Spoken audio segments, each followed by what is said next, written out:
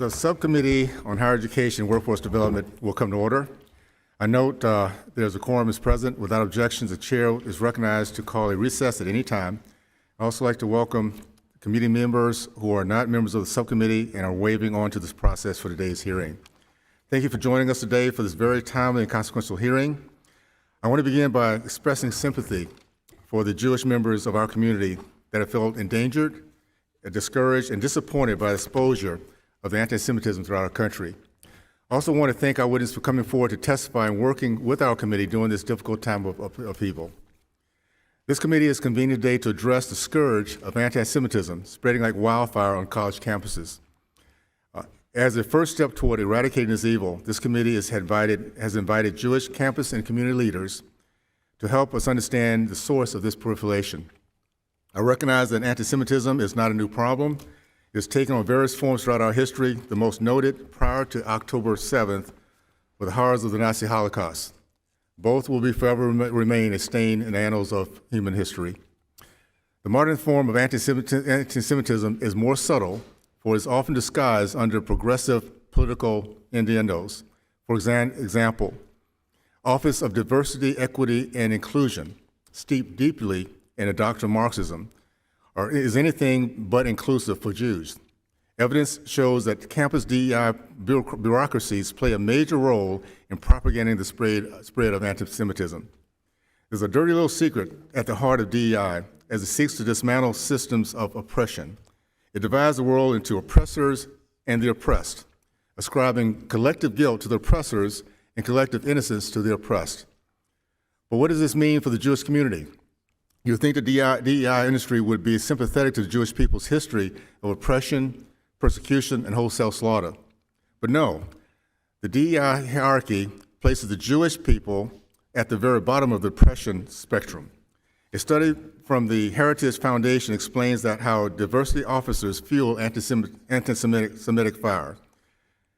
After searching through the Twitter feeds of 741 campus DEI personnel, the Heritage J. Green found that 96% of the Israel-related tweets were either critical of Israel or explicitly anti-Semitic.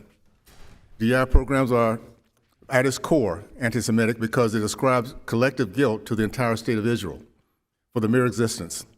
The core principles of this Marxist ideology is not diversity, equity, or inclusion. It is instead discrimination, intolerance, and bigotry toward individuals thought to belong to a wrong group. So rather than curbing discrimination on campuses, these DEI bureaucracies stoke racial tensions. A report from the National Association of Scholars found that DEI officials routinely organize race-segregated events, race-exclusive affinity groups, race-segregated spaces such as black-only dorms, black-only graduations, and race-specific training. You literally cannot make this stuff up. If it reminds anyone of the hate-fueled 1960s days of Deep South Jim Crow segregation and the roaming gangs of KKK bullies, it's because it is. Hopefully our witnesses from Yale, Ms. Tartak, can speak more about her experiences with campus DEI and if it made her feel included. I cannot think of a time since the 1960s when a group of students were more blatantly targeted, harassed, bullied, intimidated, and physically assaulted than Jewish students in the last month. Swastika graffitied over campuses, Jewish students being segregated in classrooms by their professors, Jewish students at the New York City's Cooper Union being forced to lock themselves in a college library and later escorted out the back door. What is the core of this problem? A gang of face-covering, cowardly bullies who feel no shame and feel no sphere of accountability from college administrators where this hate is being taught. Chants for genocide ring loudly. A Cornell history professor called the pure evil of the terrorist attack on civilian innocence exhilarating. While anti-Semitic speech might be free, it deserves our moral condemnation. With respect to all free speech, this committee fully supports students' rights to political expression. What we do not and will not support is terrorism and threats of violence. We can no longer support the use of taxpayer dollars to cultivate, nourish, and grow hate on our campuses. I look forward to hearing from our witness accounts of exclusive, and divisiveness that are now being propagated and promoted throughout our country. DEI definitely plays a large role in fomenting this hate, but in what other areas should we look at to hold our universities accountable? Once again, I thank you for being here, and with that, I yield to the ranking member for his opening statement. Mr. Scott. Thank you, Chairman Owens, and thank you to our witnesses for your testimony today. It's been over a month since Hamas's terrorist attack on innocent civilians in Israel and the start of a brutal, ongoing war in Gaza. This conflict has directly devastated thousands of people, Israelis and Palestinians alike, and countless families and friends across the world and in the United States. Tragically, but not surprisingly, this conflict has also been marked by a rise in both anti-Semitic and Islamophobic incidences in America's colleges and universities. And to be clear, this discrimination is nothing new. Any student of history knows that it did not start with the current war, foreign influences, or any new philosophy. Our colleagues would do well to recall this country's century-long history of racism and anti-Semitism. We can all agree that free speech is a constitutional right and bedrock of our democracy, and colleges and universities have been on the front lines of advancing that right for decades. But we should also be able to agree that schools have a responsibility to protect students' civil rights and safety. And if they don't want to agree to that, Title VI makes it clear that they have that responsibility.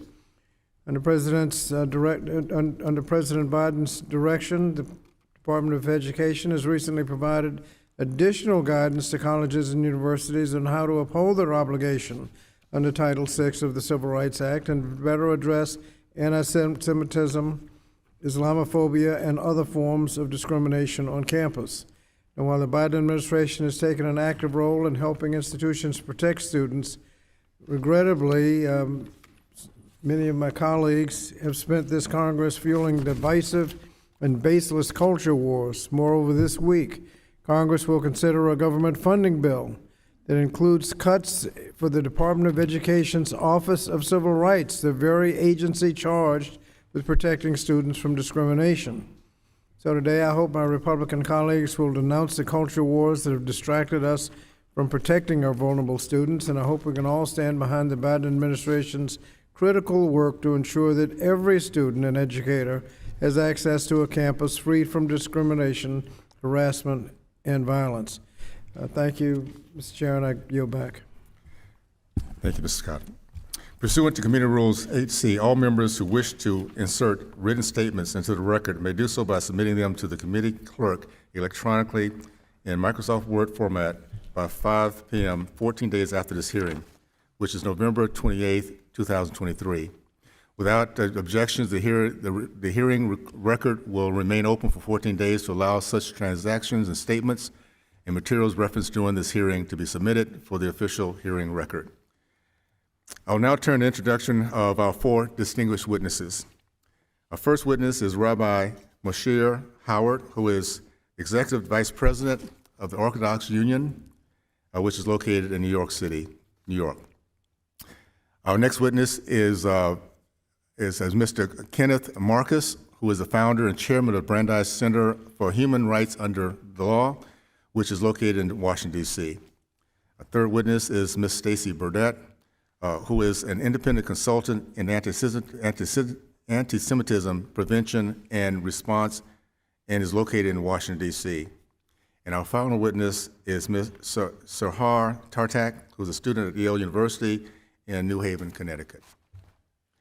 I'd like to thank the witnesses for being here today and look forward to your testimony. Pursuant to community rules, I would ask that each of you limit your oral presentation to a 5-minute summary of your written statement. I'd also like to remind the witnesses to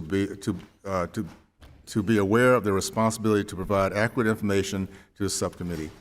I'd like to first recognize Rabbi Howard. Thank you, Mr. Chairman, Ranking Member, members of the subcommittee. My name is Rabbi Moshe Hauer. I have the privilege to serve as the Executive Vice President of the Orthodox Union, which is the largest organization serving Orthodox Jews in the world. but I'm not standing here or sitting here today simply in that capacity. I work day to day together with colleagues across the Jewish community, all of us, are engaged in our future, who are our students on campus. We have an organization that services our communities on campus, and we work side by side with other organizations such as Hillel and Chabad, serving Jewish students of all types on our campuses, and I hope in these remarks to be able to represent them and to present to you, in addition to the many specific stories, some of which the chairman mentioned and cited, and others which you will hear here today and will hear, unfortunately and sadly in the future, to give you a bit of a sense of the bigger picture. Our organization, like others in the Jewish space, we place educators on Jewish campus, on university campuses, educators who are there, who enter the field in order to be able to provide a home on campus for Jewish students, to help nurture their sense of community, their sense of identity, to have a place to come together to celebrate Jewish holidays and the Sabbath, to study, to eat together, to maintain their sense of community, of their faith community. Today, the entire community of Jews on campus do not need a home, they need a fortress. People who went into this field in order to be able to educate and to nurture, instead find themselves, despite their own trauma and their own fear, having to spend their time just caring for the trauma and the fear of their students. Day to day, instead of educating, they're protecting. They're counseling people, students, how to avoid danger, how to navigate a class where the professor, where the staff that's in the class is creating a hostile environment for the students. The notion of being able to be there, to build, to grow, where the campus is a nurturing environment for all of its students, is unfortunately not their reality. Once upon a time, Jews were not admitted to these campuses. Today, we've come a long way. Jews are admitted to every campus. But today, unlike a short time ago, that admission introduces them to an environment where they experience fear and hostility. Which is better, to not be allowed in or to be welcomed and then to be intimidated? Title VI, as you will hear from my friend and colleague, Ken Marcus, Title VI ensures that our environments, our federally funded environments, our university environments are supposed to provide a place where all students are welcome. And what we are experiencing today is a test case in non-compliance to Title VI. I would also like to make a last point, and that is to draw you back to the big picture of how the Jewish community, the students and the Jewish community as a whole, are experiencing this moment. We are the people of the book, and that book contains values and morals, and it tells us our story. We all know our story, and this is the story of the Jewish people in a nutshell. We've been around for a few thousand years. We come to a country where we live, where we wander to. We thrive there. We contribute to the community, and after a period of time, that country spits us out. That's been our story. We live with it. We know it, and we didn't think it was going to happen here. We believed that the United States of America, built as it is on the principles of liberty and freedom and civil rights, would never spit us out. We never imagined, not 5 years ago, not 1 year ago, that we would be sitting here in this committee room because of the kind of vile and terrible anti-Semitism which is being directed at us on campuses. It's in your hands. You are our elected officials. We've entrusted you to bring back the liberty and freedom to our land, to make our community believe again that America will be different. Thank you, Mr. Howard. Appreciate that. I would next recognize Mr. Marcus. Chairman Owens, Ranking Member Scott, members of the subcommittee, it's an honor to be here today for this briefing. I thank you for holding it and for including me. I am the chairman of the Louis D. Brandeis Center for Human Rights Under Law. We speak every day with Jewish students who are facing anti-Semitism on college campuses. A month ago, shortly before the 7th of October, I would have told you that we were facing historic levels of campus anti-Semitism, worse than we had ever seen before. But that was nothing like what we've seen since then. During the weeks following October 7th, we had more than a tenfold increase in intake as compared to the historic levels that we'd been seeing before that. And that was even before we announced a joint program with the Anti-Defamation League and Hillel to do intake together, at which point it skyrocketed above that. We have a crisis today on America's campuses. This is an emergency, and I would suggest to this committee that when the problem is exceptional and unprecedented, the solutions need to be unprecedented and exceptional.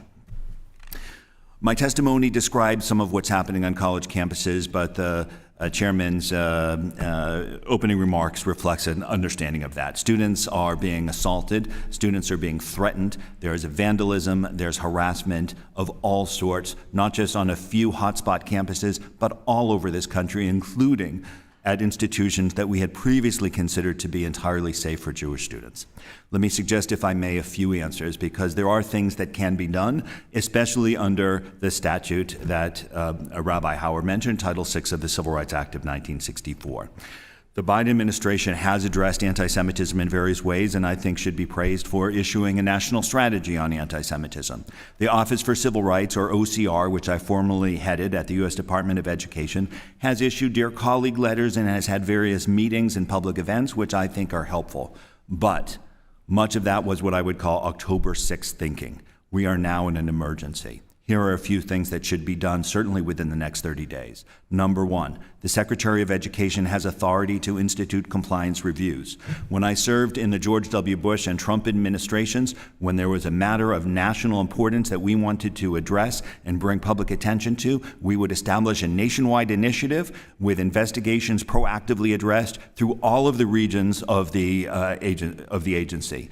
That would put significant resources, but also raise public attention. There is no need to simply wait for complaints to come in. The agency can reach out. Second, even short of compliance initiative, the agency has the power to institute self-directed investigations.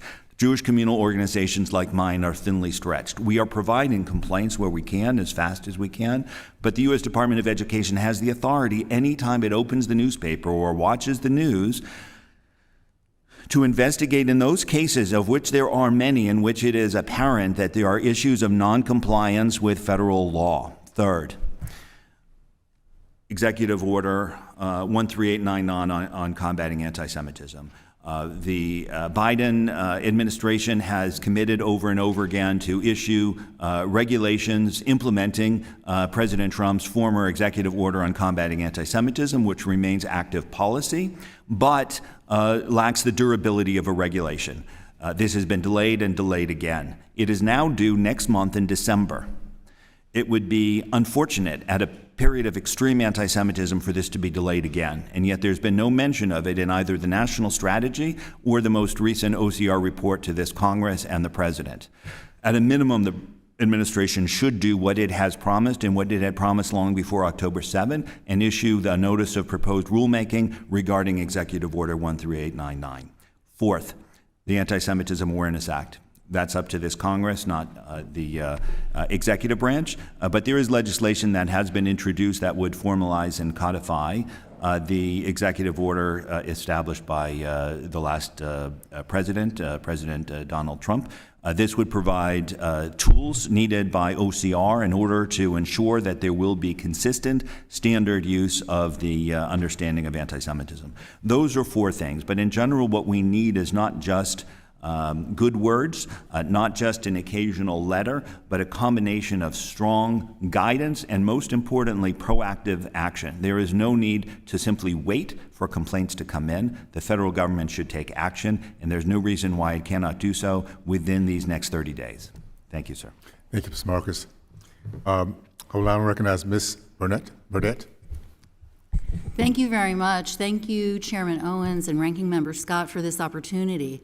Anti-Semitism isn't just a threat to Jews, it's a threat to democratic norms and American values. Its presence has always been a warning sign about the health of free democratic societies. All the members here have noted that what we're seeing isn't new. It follows the core logic of anti-Semitism throughout history. It's a lie to blame Jews for what's wrong in the world. You've also recognized anti-Semitism is a feature, not a bug, of American society and history. The demand for a better life for Palestinians is a worthy cause, but attacks on Jewish students have nothing to do with criticism of Israel's policy or actions. They don't serve Palestinian freedom or advance any peaceful future for Israelis and Palestinians. Here's what some of the most responsive universities I've seen have in common. Number one, they get that this isn't business as usual. We've heard from the other panelists. October 6th was a different world. They've been communicating steadily and repeatedly with students and faculty to remind them anti-Semitism violates, first of all, the university's values. There are rules, there are parameters around protests. They've increased security, services like escorts and hotlines to report threats. Some have formed anti-Semitism task forces to look system-wide at policies and even their academic offerings. We hear the call from communities, where are my allies? Jews need support, we need solidarity, and we need recognition that anti-Semitism is serious. And that's why organizations like the American Jewish Committee and the Anti-Defamation League see DEI as a critical framework for their work. They're investing in DEI-compatible education material about anti-Semitism. It's true, Jews don't fit neatly into the protected categories. It's not rocket science to fix that. So enhance it. Don't make us the excuse to shut down something important. Pushing back against anti-Semitism means we need an all-hands-on-deck approach across society. And the national strategy to counter anti-Semitism is a comprehensive roadmap. It's already being implemented across federal agencies. The Department of Education and 8 new agencies have made crystal clear anti-Semitism, discrimination against Jews violates civil rights laws. They have pledged and are taking action. They're being proactive, whether it's revising complaint forms, starting education campaigns, and training their investigators and staff. The national strategy is a serious plan. If Congress is serious, then implement your part of it. But look, I'm a mom of a kid on a college campus. Enforcement isn't my goal, it's my worst nightmare. There's not a single more important way to help a Jewish student on campus than to prevent the attack from happening in the first place. We have to give our kids more than bulletproof glass and barricades. Prevention isn't an extra, not with any kind of crime and not with anti-Semitic hate crimes. Hate doesn't just frighten people, it isolates them. And that's why community solidarity building is such a key focus of Jewish organizations and of the national strategy. That's how we can make fighting anti-Semitism a community value, an American civic value. And how can we effectively stop a problem that we can't measure?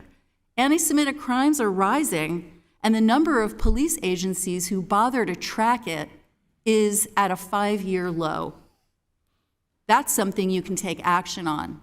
People who work on this issue agree it's time to make this reporting mandatory. Anti-Semitism has been alive in this country for generations, but what we've seen, not just on campuses now, on the streets of Charlottesville and Poway and Muncie and at Cornell, well, there's no quick fix to put this poison back in the bottle. You have 4 witnesses here, but please use the roadmap from the White House that has serious input from over 1,000 organizations and Jewish community stakeholders. If you do, a lot of Americans will be better allies to Jews and each other. The Jewish community and the American community will be stronger for it. Thank you very much. Thank you, Mr. Burdett. Last but not least, I'd like to recognize Ms. Tartak. Yes.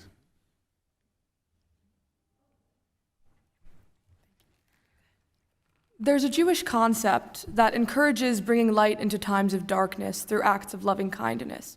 So I'll begin by dropping a few coins into this charity box, and I would encourage you to do the same. Distinguished members of the subcommittee, good morning. My name is Sahar Tartak, and I am an Orthodox Persian Jewish student at Yale University. Thank you for having me speak. It is an honor, and I appreciate your service to this country. I am humbled before you. Noting your commitment to democracy and the free world, I want to paint a picture of how, since Hamas's October 7th massacres, college campuses have become a place for the opposite, a love of Hamas and all the oppression it represents. Since October 7th, there has been a 400% increase in reported anti-Semitic incidents of vandalism, harassment, and assault in comparison to the same time frame in the previous year across America. Let's start with Yale, my own university where I received death threats for my Jewish activism, and the Ivy League institution refuses to provide me with direct protection. That's just the beginning. I haven't had time to mourn the murder of over 1,400 members of my Jewish family across the sea. I haven't had time to cry. I've been too busy handling an interdepartmentally sponsored Yale event entitled, quote, Gaza Under Siege. My Jewish friends and I were barred from entry. We pressed our ears against the door for 2 hours listening, quote, the Israeli state cannot remain the state of the Jewish people. Quote, Israel aims to inflict as much harm, damage, and death as possible. Quote, Panelists refused to label Hamas, quote, terrorists, let alone to condemn them when asked.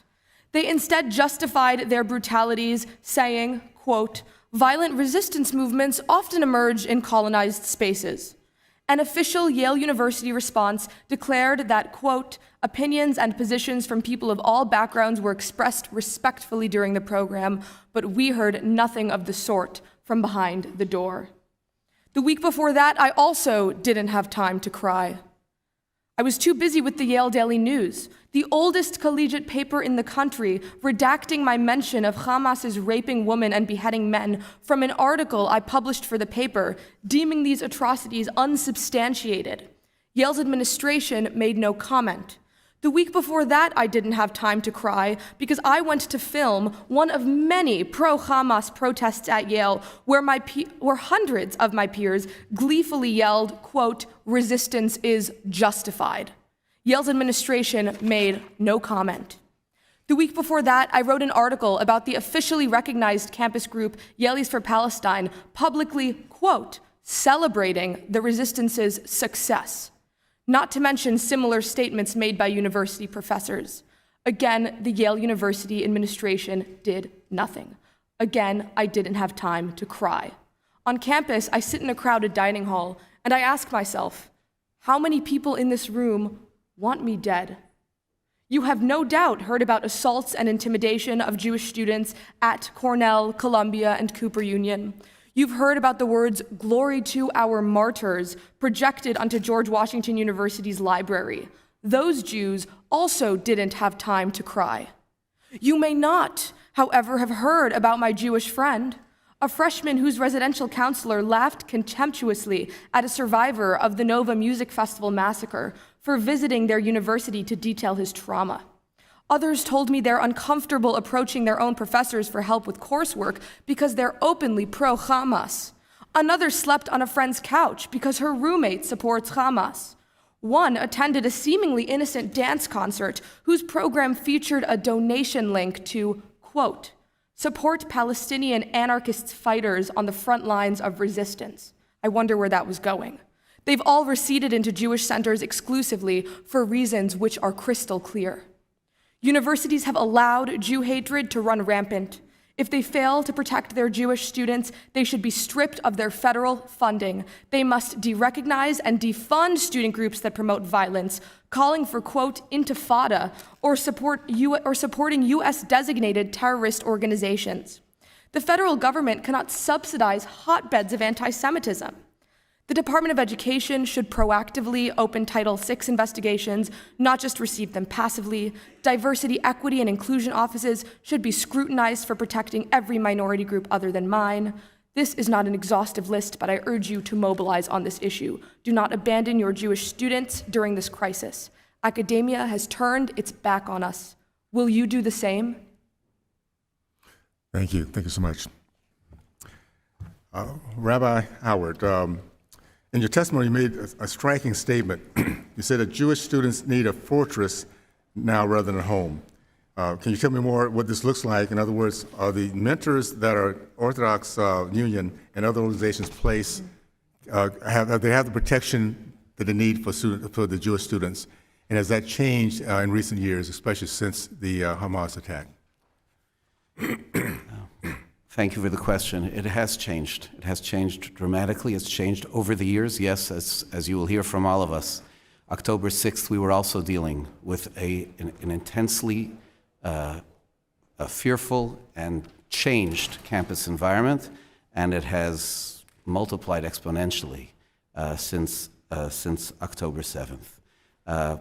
Yes, our professionals, our educators, are spending, as I said in the original testimony as well, they're spending a lot of time counseling students about environment, about how to respond, how to report, how to navigate what has become an increasingly unfriendly environment. Our Jewish students on campus, when they come to the place, they're very often they're doing something which is really essential to themselves and to their identity. They can't and they shouldn't need to melt into a campus environment by hiding who they are. The ability to convene in Jewish spaces. But Jewish spaces are targeted. People are seeking extra security. One of the things that we're working together as Jewish organizations is to bring greater physical security to Jewish spaces on campus and surrounding the Jewish students. And that's the story of the fortress. Our leaders are struggling to make their voices heard in university administrations in order to be able to bring out the proper reaction. All such administrations should be having serious discussions about how they restore a sense of safety and freedom to Jewish students.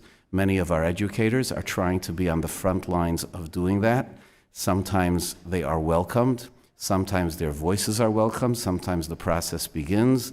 Too frequently, they're struggling to be able to do it. And I could just tell you, if I may, myself, I am by career, before I assumed this position, which is for a national organization of congregations, I was a congregational rabbi. I'm a teacher. I went into this business in order to be able to work with people to build Jewish identity. I did not get into the business in order to be able to argue about the rights of Jews to exist. Thank you. Thank you so much. Ms. Tartak, you noted that the so-called diversity, equity, and inclusion officers should be questioned for protecting every minority group. I personally think that the diversity, equity, and inclusion is a fraud. And what we're seeing now in our campuses across the country is proof of that. What is the Diversity, Equity, and Inclusion Office at Yale doing to protect you and your other Jewish students on campus? And from what you've heard, other peers and other campuses? So Yale Diversity, Equity, and Inclusion offices and organizations alike have done nothing for me and my friends, and the horrifying experiences that I detailed in my testimony. Surveys of DEI organizations on college campuses have found that only 2 in 24 even address anti-Semitism, and if and when they refuse to step in for Jews, I know what comes next. Okay, thank you. In a few seconds we have left, Mr. Marcus. You've heard the voices of the left express concerns about the pro-Hamas students not being given their free right of speech. Yet in your testimony, you noted that Brandeis Center over half the Jewish fraternities and sorority students surveyed expressed avoiding their views on Israel because of the concerns they might have for themselves. Do you have any comments on that? Any further comments on that? Thank you, Mr. Chairman. Certainly, I would say that we speak every day with students who feel that they are unable to express their Jewish identity on campus without various forms of punishment or social stigmatization. Jewish students for whom Zionism is an integral part of their identity are, in particular, unable to do so. They are finding that they are excluded from student government positions or subjected to impeachment votes or otherwise excluded. Thank you so much. I now recognize Mr. McConnell. Yes. Thank you, Mr. Chairman. I am appalled by the rise of anti-Semitism amid a painful and precarious moment in light of the October 7th attack launched against Israel. And I'd like to take this opportunity to address a recent vote that I took, and so that folks can understand why I did what I did. Congressman Owens, the chairman, introduced a resolution titled condemning the support of Hamas, Hezbollah, and other terrorist organizations at institutions of higher education, which may lead to the creation of a hostile environment for Jewish students, faculty, and staff. To be clear, the early draft of this resolution was a resolution that I intended to support. I believe that condemning the actions, the heinous actions of Hamas was an important thing for Congress to express and to express maybe something different that was going on many of our nation's campuses. However, the resolution that came to the floor for a vote differed vastly from the initial version. The subsequent iteration contained added whereas clauses, many of which misrepresented instances of anti-Semitism on college campuses. Congress has a responsibility to remain truthful above all else. If we are misrepresenting data to present a false narrative or perpetuate a narrative which may provide some political gain, then we are providing a disservice to those we represent. So after much thought and deliberation, I voted against the resolution because it was overly broad and implied university administrations are not challenging or properly responding to instances of anti-Semitism, notwithstanding what our witness here has testified today. I do realize that some administrators have not acted with appropriate alacrity. One of the whereas clauses in this resolution included an instance of a Stanford lecturer targeting Jewish students. From what I heard, it was a despicable moment. This did not depict, however, a full, accurate picture because the text of the resolution failed to recognize that the instructor was subsequently suspended by Stanford University. A second mischaracterization occurred on page 2 of the text, which read, quote, whereas on October 22nd, 2023, the Brandeis University student government voted down a simple resolution condemning Hamas and calling on the immediate release of all hostages back to their families unharmed, end quote. Now, this could have done potential harm to the students at Brandeis University who were mischaracterized as having failed to condemn Hamas. Inaccurate reporting misconstrued the dynamics of a student Senate vote that concerned process and procedure. The Brandeis Student Union had not issued any statement that supported Hamas, and they actually vigorously condemned the attack. This resolution should not have been included in a congressional resolution.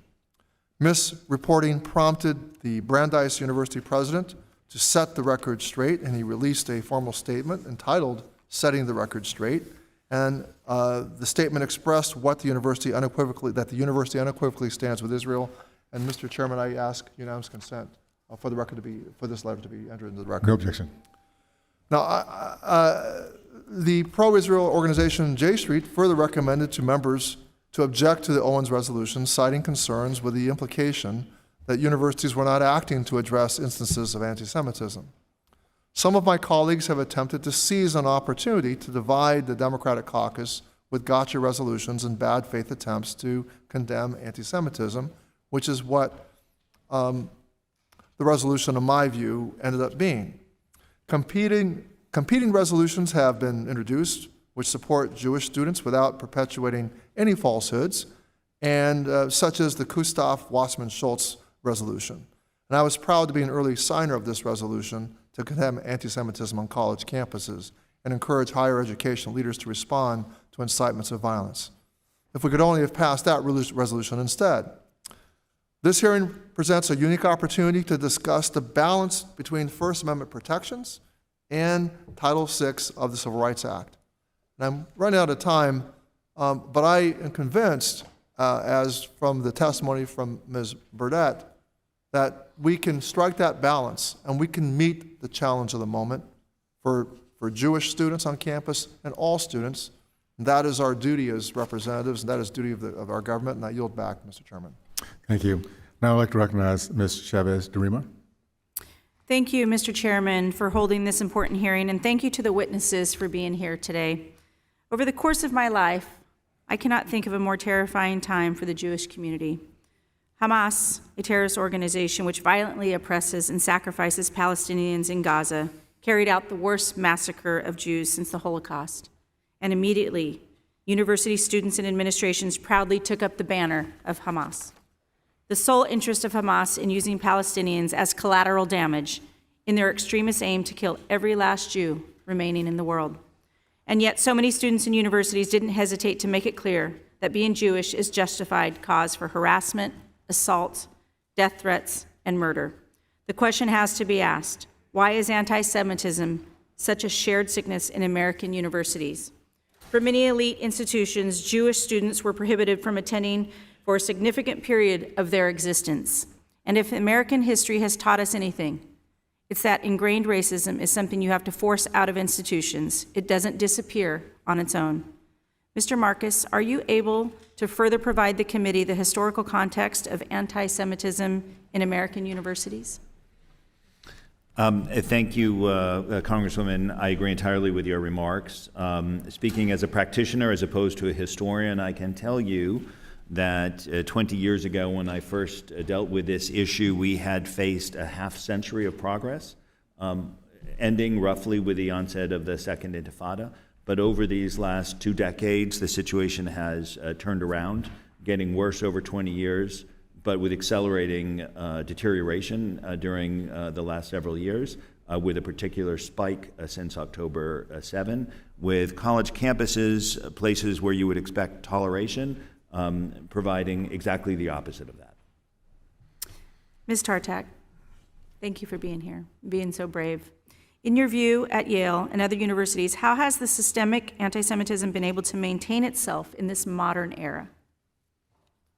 Thank you for the question. So the sense that I've gotten from university administrations and the reason why they seem to really be failing to handle this issue is because somehow it has been successfully politicized. To be more specific, so that administrations and I would say, pro-Hamas students and faculty view any condemnation as anti-Semitism somehow as another form of bigotry against Muslims or Palestinians, which is why we wind up with statement after statement of both sidesism when a Jewish student is harassed or assaulted. This happened at the University of Massachusetts Amherst. A student was beaten up. A Jewish student was beaten up while holding an Israeli flag.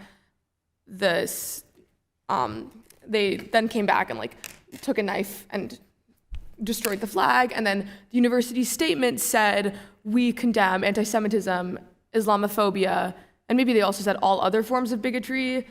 This is just, it's pure evidence. They cannot condemn anti-Semitism by itself.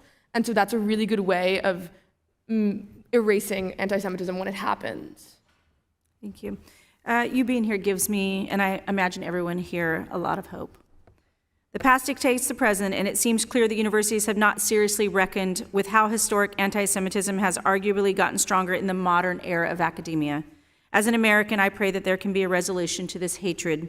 As a member of Congress, I remain determined to continue working to ensure the existence of Jewish people is protected. No person should ever fear for their safety on account of their race, color, or creed. And with that, Mr. Chairman, I yield back. Thank you. I now recognize Mr. Courtney. Thank you. Excuse me. Thank you, Mr. Chairman. And thank you to the witnesses for your testimony today. Again, I want to first of all acknowledge resident of New Haven, Connecticut, Ms. Tartak, for your testimony today and your work at Yale Daily News, where I think combined along with many other voices, the external pressure to really eradicate anti-Semitism, is going to again have a lot of strength in the coming days, and that's certainly hopefully what we're going to achieve with this hearing today.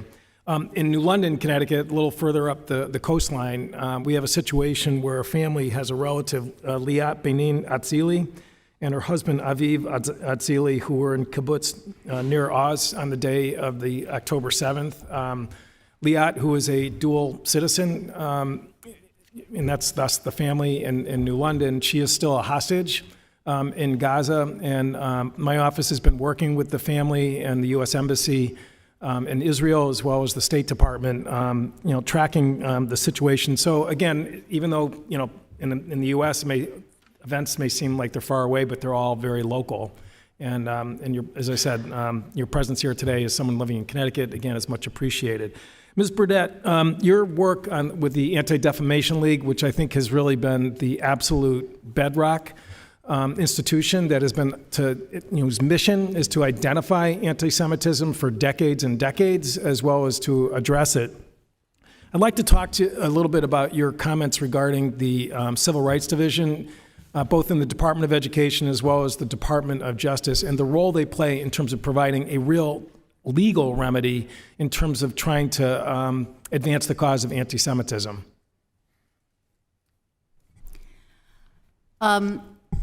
Both in the Department of Justice and Education, it's been very important that those offices have restated, re-upped the truth and the message that anti-Semitism is a violation of civil rights. It's something that needed reiterating. We need to be translating resources for victims into Hebrew and Yiddish. All of those things that those offices do make a difference in someone's life. And I think, I hope Congress will fully fund the DOJ's prevention programs, because if we prevent bias-motivated violence against targeted victims, we will protect Jews. So let's do that. And I think those offices, it's not only their enforcement role that's important, it's the difference they can make in the lives of someone who needs support because something has happened to them, how they respond, how they communicate with communities. And like I said, all I hear from Jewish students is, where are our allies? Where are people in other communities standing up for me? Well, we can't hear that cry and then think that building solidarity, when our local officials do work that brings community together, they are building a social fabric that protects people. It's not an add-on. So on page 8 of your testimony, again, one of the headings is when students call, make sure there's enough investigators to answer. And again, that really, at this particular moment, is an issue that's right in play. We are about to vote on the budgets of the Department of Justice and the Department of Education with the spending bills, which my colleagues on the other side's Appropriations Committee reported out.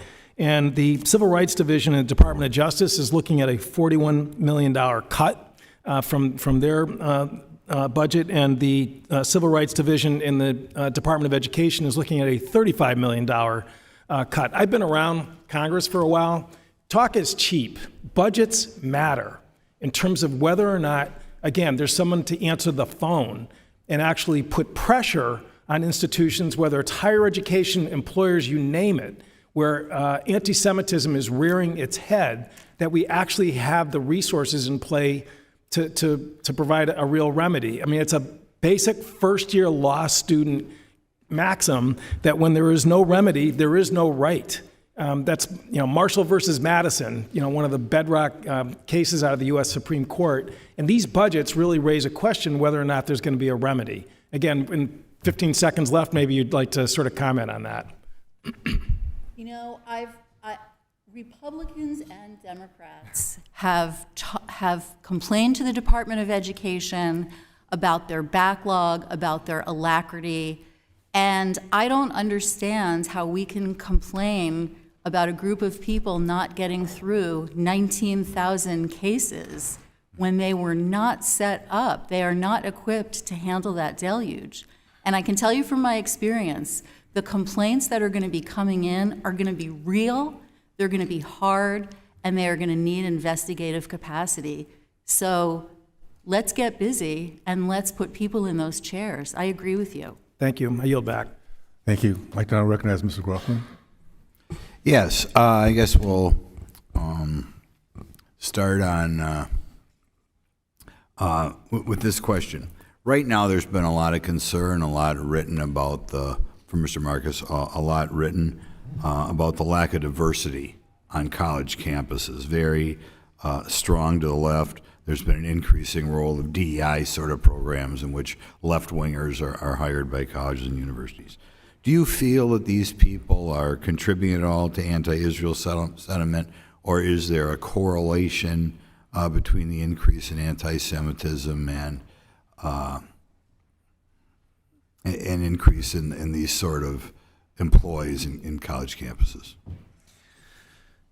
Congressman, there are some people in the DEI field who are doing good work and even helping Jewish students, but there are three fundamental problems. First, DEI programs often do not even mention anti-Semitism or Jewish identity in their training programs. Second, studies from the University of Arkansas show that often DEI professionals, especially in higher education, have strong anti-Israel views that cross a line into anti-Semitism, so they would not be the appropriate people to go to at any rate. Third, oftentimes DEI programs are built on an ideology which creates a dichotomy between oppressor and oppressed, between white supremacist and BIPOC, and too often Jews are viewed as being ultra-white oppressors, which means that regardless of whether Jews are mentioned or not as a discrete minority, the entire process, the entire ideology is structured too often against the Jewish people. We're told, I talked to some people whose children are mistreated on college campuses. They notice a lot of BLM signs or that sort of thing, sometimes connected with this sort of thing. Is there a correlation between BLM, or are they weighing in one way or other on these incidents? Mr. Chairman, was that for me? Yeah. You're asking about correlation with Black Lives Matter and the problem we see on campus. So what I would say is that the Black Lives Matter movement stands for a lot of different things for different people, but the movement has, in various places, including for a significant period on its website, had strongly anti-Zionist messaging, and sometimes also has that perspective in the work it does.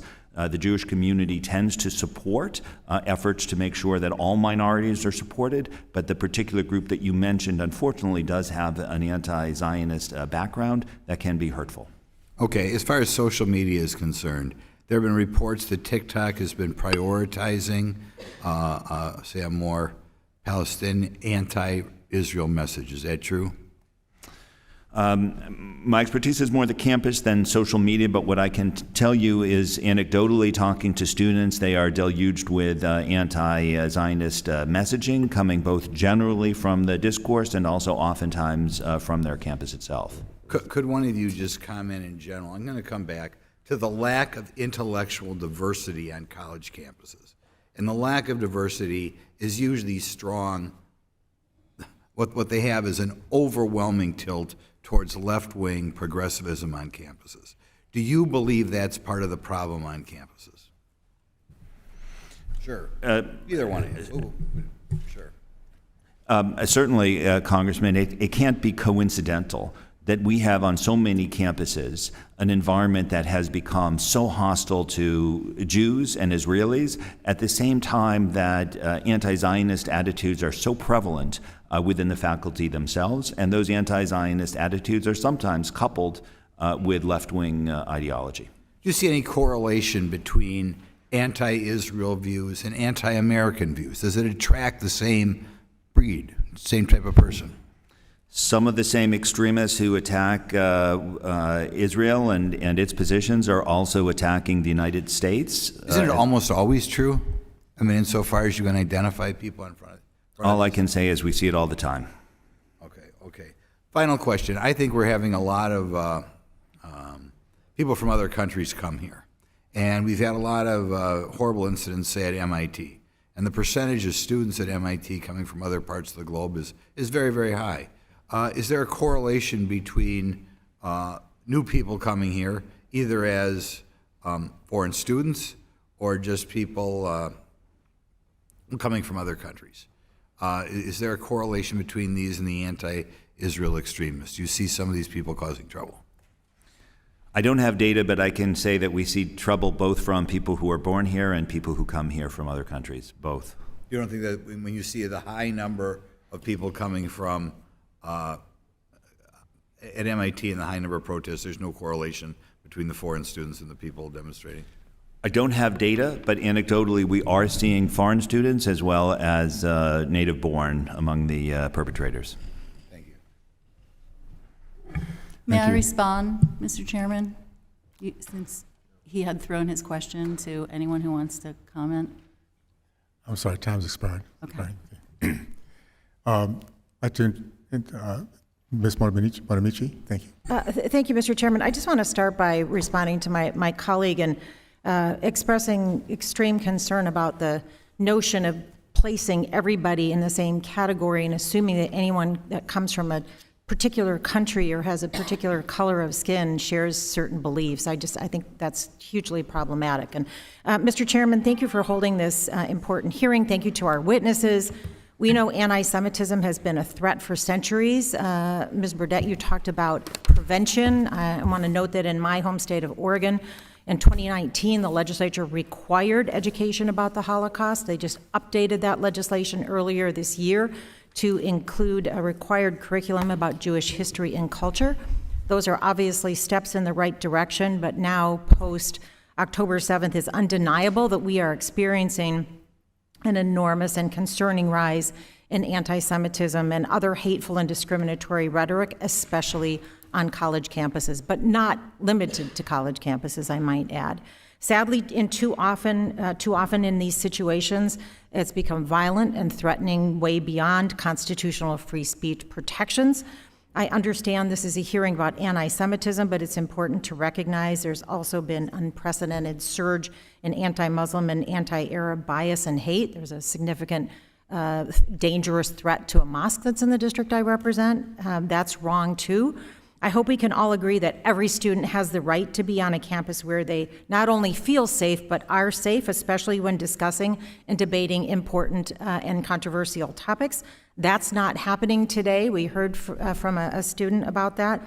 We know anti-Semitism has repeatedly reared its ugly head in the form of hateful rhetoric and disgusting images and symbols, and now it's back in levels we have not seen in our lifetime.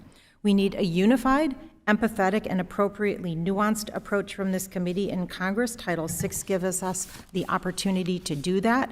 I want to note that after 9/11, our federal government did not do enough to protect Muslims amid an alarming rise in Islamophobia and violence toward and hate crimes toward Muslim Americans. We can learn from that and realize that we have to take action.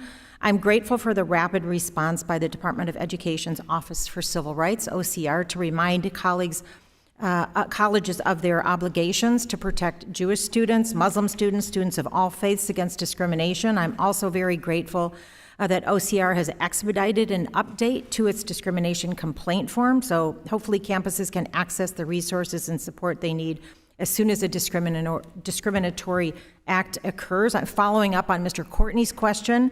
Ms. Burdett, there's a push among my Senate colleagues led by Help Committee Chairman Sanders to include a 27% funding increase for the Department's Office of Civil Rights in a supplemental appropriations bills. I support this and hope that a similar bipartisan effort takes shape in the House because of the bipartisan consensus that we're hearing about addressing what's happening on college campuses. So, Ms. Burdett, how could OCR use these additional resources from Congress to fulfill its responsibility and protect civil rights of students and combat any faith, race, or ethnicity-based discrimination? And would you please also, I know you wanted to respond to Mr. Grossman's question as well. Well, I'll start with the Department of Education. I mean, I am an advisor to professionals on campuses, and complaints are going to go up. Congresswoman, if tomorrow you were a senator and you got to only bring your House staff, it would limit how effective you could be. And so this is just common sense that we need to capacitate this organization, because later, members of Congress will criticize that office for not moving quickly enough and for having a backlog. And I can't be a Jewish person and not remember that we were viewed as foreigners who were dangerous. 2/3 of the American public in 1938 believed that Jews in Germany were responsible for the persecution that the Nazis were bringing on them. And we weren't allowed to come here because people believed we would be German spies and we would be a fifth column in this country. And so hate comes from everywhere, and so do acts of good people. And so that kind of profiling, it's not backed up by the data. You're members of Congress. You can access information about people who come to this country. My understanding is that they commit crime at lower rates than our own kids. So thank you for that Thank you. opportunity. And Mr. Chairman, as I yield back, I request unanimous consent to enter into the record statements from the Council on American Islamic Relations, CARE, condemning Islamophobic actions on college campuses in Maryland and Texas, and importantly, an article from the Washington Post titled, "Colleges Braced for Anti-Semitism and Violence, It's Happening." Thank you, and I yield back. No objection. And now I'd like to recognize Mr. Good.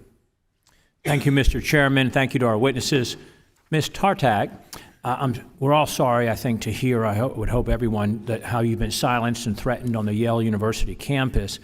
What do you think college administrators who are committed to combating anti-Semitism, what should they do to protect Jewish students on campus?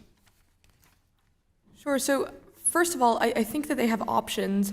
I think what they say matters, and when they make condemnations of anti-Semitism that are just full of what I'll call all-sidesism, that cannot simply focus on anti-Jewish hatred and have to bring in, quote, all forms of bigotry, they're making a huge mistake.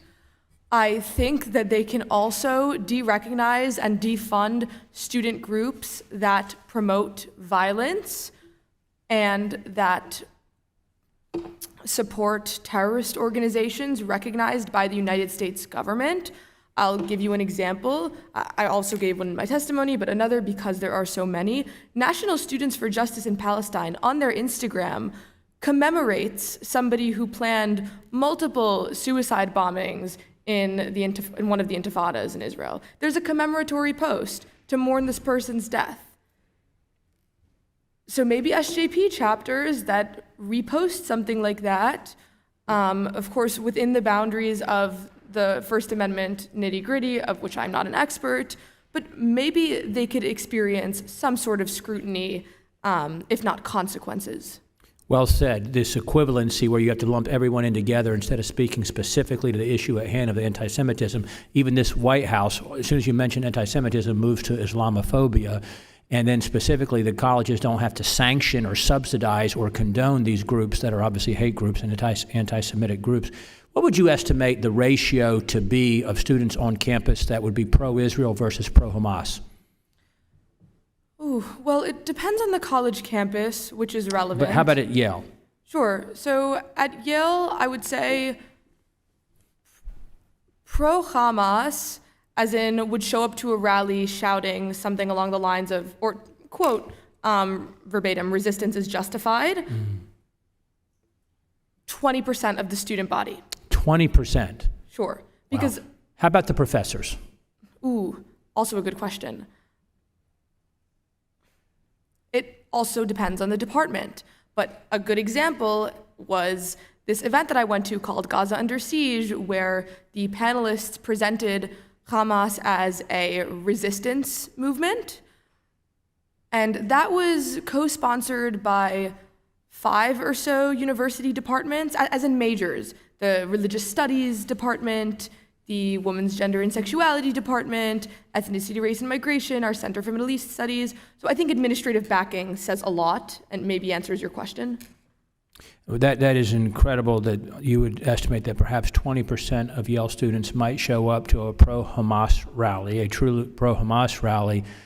And, one has to wonder what happens on our college campuses. And in light of, and I keep bringing it back to this, and I'll do it once again, in light of the border invasion facilitated by this administration and the individuals who are in our country now, aided by this administration, when this happens here, what we saw play out on October 7 in Israel, when this happens here, it'll be interesting to see how on our own college campuses the response is. And these professors that are in many cases subsidized by tax dollars, not specifically at Yale in terms of it being a private university. Mr. Marcus, to you, if I may just pivot, should universities like Yale be able to hide behind the First Amendment, or should there be consequences when we see this kind of this anti-Semitism played out, or this expression played out on college campuses? Congressman Good, the problem isn't just that there are students who are saying the wrong thing, but universities that are doing the wrong thing, and we need to start with the grown-ups. They need to begin by saying we will do no harm. They need to look at their DEI programs. They need to look at their curriculum. They need to look at programs like Middle East Studies programs with a one-sided anti-Israel propaganda that is simply fueling the problem on campus. Yeah, are you concerned about, we know there's billions of dollars flowing to college campuses from countries such as Qatar, China, Saudi Arabia, United Arab Emirates, countries that don't hold the same values that we do, and it's even there was a study by the Anti-Defamation League, which a report that showed how money from Iran is actually being funneled to universities that support anti-Semitism. Are you concerned about the impact that these foreign influences on our college campuses might be having on the spread of anti-Semitism? I am, sir, but I want to say respectfully that a lot of the money going to it is our own money from the U.S. taxpayer. So a lot of it is either federal money, or it's state money, or it's student activities fees. But yes, it is also true that foreign money is coming in and having questionable influence. Thank you, and I yield back, Mr. Chairman. Thank you. And I'd like to recognize Dr. Adams. Thank you, Mr. Chairman, and thank you to our ranking member, and thank you to the witnesses for being here today and for your testimony. As a 40-year retired college professor, I'm appalled at the recent reports of anti-Semitism that we've seen in this country and the demonstrations of hate overall. Anti-Semitism has been a serious issue in this country. It's been ongoing and has existed for a number of decades. We've seen hate, unfortunately, trickle down to many parts of our society, and today we're looking at our colleges and universities. It's horrible to me that students are being attacked simply for who they are, and every student, regardless of race or religion, deserves the right to study and to learn safely on a campus, and they deserve the right to walk on the campus and just be there and feeling safe about it. Ms. Burdett, in your work at the Anti-Defamation League, you developed policies and strategies and programs to prevent and counter anti-Semitism. So can you discuss briefly some of the strategies that you use to help schools combat anti-Semitism, and in your experience, how have the institutions responded to these strategies? So institutions in general in this country want to do better. And working as a lobbyist for the Anti-Defamation League was like, most of the time was like falling through an open door. I think institutions need outside partners and expertise and validators and supporters. But one of the most important strategies and things that we have learned as a country is that where there is data, action follows. And where campuses have programs that incentivize and promote reporting and make it even more comfortable for students to make a report, they can look at their problem and quantify it. And the fact that, everyone on this committee could actually ask their own police department to start reporting to the FBI. And I just can't emphasize enough that if you have a diverse city in your district that is reporting 0 or 1 hate crime, it's not credible, and we all know it. And so reporting, even schools that have a policy against bullying, and bullying, by the way, hurts Jewish people and our brothers and sisters in other communities, where a policy is posted online and promoted, children are safer. There are less suicide threats among kids. And so these kinds of spotlights that we can put, and then I've talked a lot about prevention. Prevention really matters, because once a hate crime has happened in a family, some families will actually never recover from that trauma. And I think we've all seen cases like that. Thank you. We've seen so many traumatic experiences throughout our college campuses. I've worked particularly with our HBCUs and others. Hate anywhere is a terrible thing. You've talked a little bit about the Office of Civil Rights and the fact that we need to fund this department, because when we look at the fact that we've had an uptick in Title VI complaints, and the years that the Republicans have been in the majority, the Office of Civil Rights has either been underfunded or not funded at all. But I want to ask you about, since you mentioned diversity, equity, and inclusion programs on college campuses were designed to address potential issues among the different demographics. There's been a recent surge in attacks against DEI programs. I've heard many of my colleagues use this argument. So what role can diversity, equity, and inclusion programs play in responding to anti-Semitic and racially hostile acts on campuses? We've got about 37 I don't know a single Jewish person who isn't very scared right now. And I don't know a single Jewish organization or Jewish school principal or rabbi that wants the civil rights infrastructure of this country to be decimated. Now, diversity, equity, and inclusion work maybe wasn't set up to anticipate a group of mostly white people scared of hate crimes, but They conducted a search of Twitter feeds of 741 DEI personnel at 65 universities to find comments regarding Israel and, for comparison, China. Those DEI staff tweeted, retweeted, or liked almost 3 times as many tweets about Israel as tweets about China. And notably, of those tweets about Israel, 96 were critical of the Jewish state, while 62% of the tweets about China were favorable. Consider that for a moment. The DEI staff favor China and oppose Israel. In my view, this explains in large part the lack of response towards anti-Semitic instances by DEI staff on college campuses, and it seems clear to me that there are a number of higher education institutions whose DEI staff are disconnected with the values and strategic objectives of the U.S.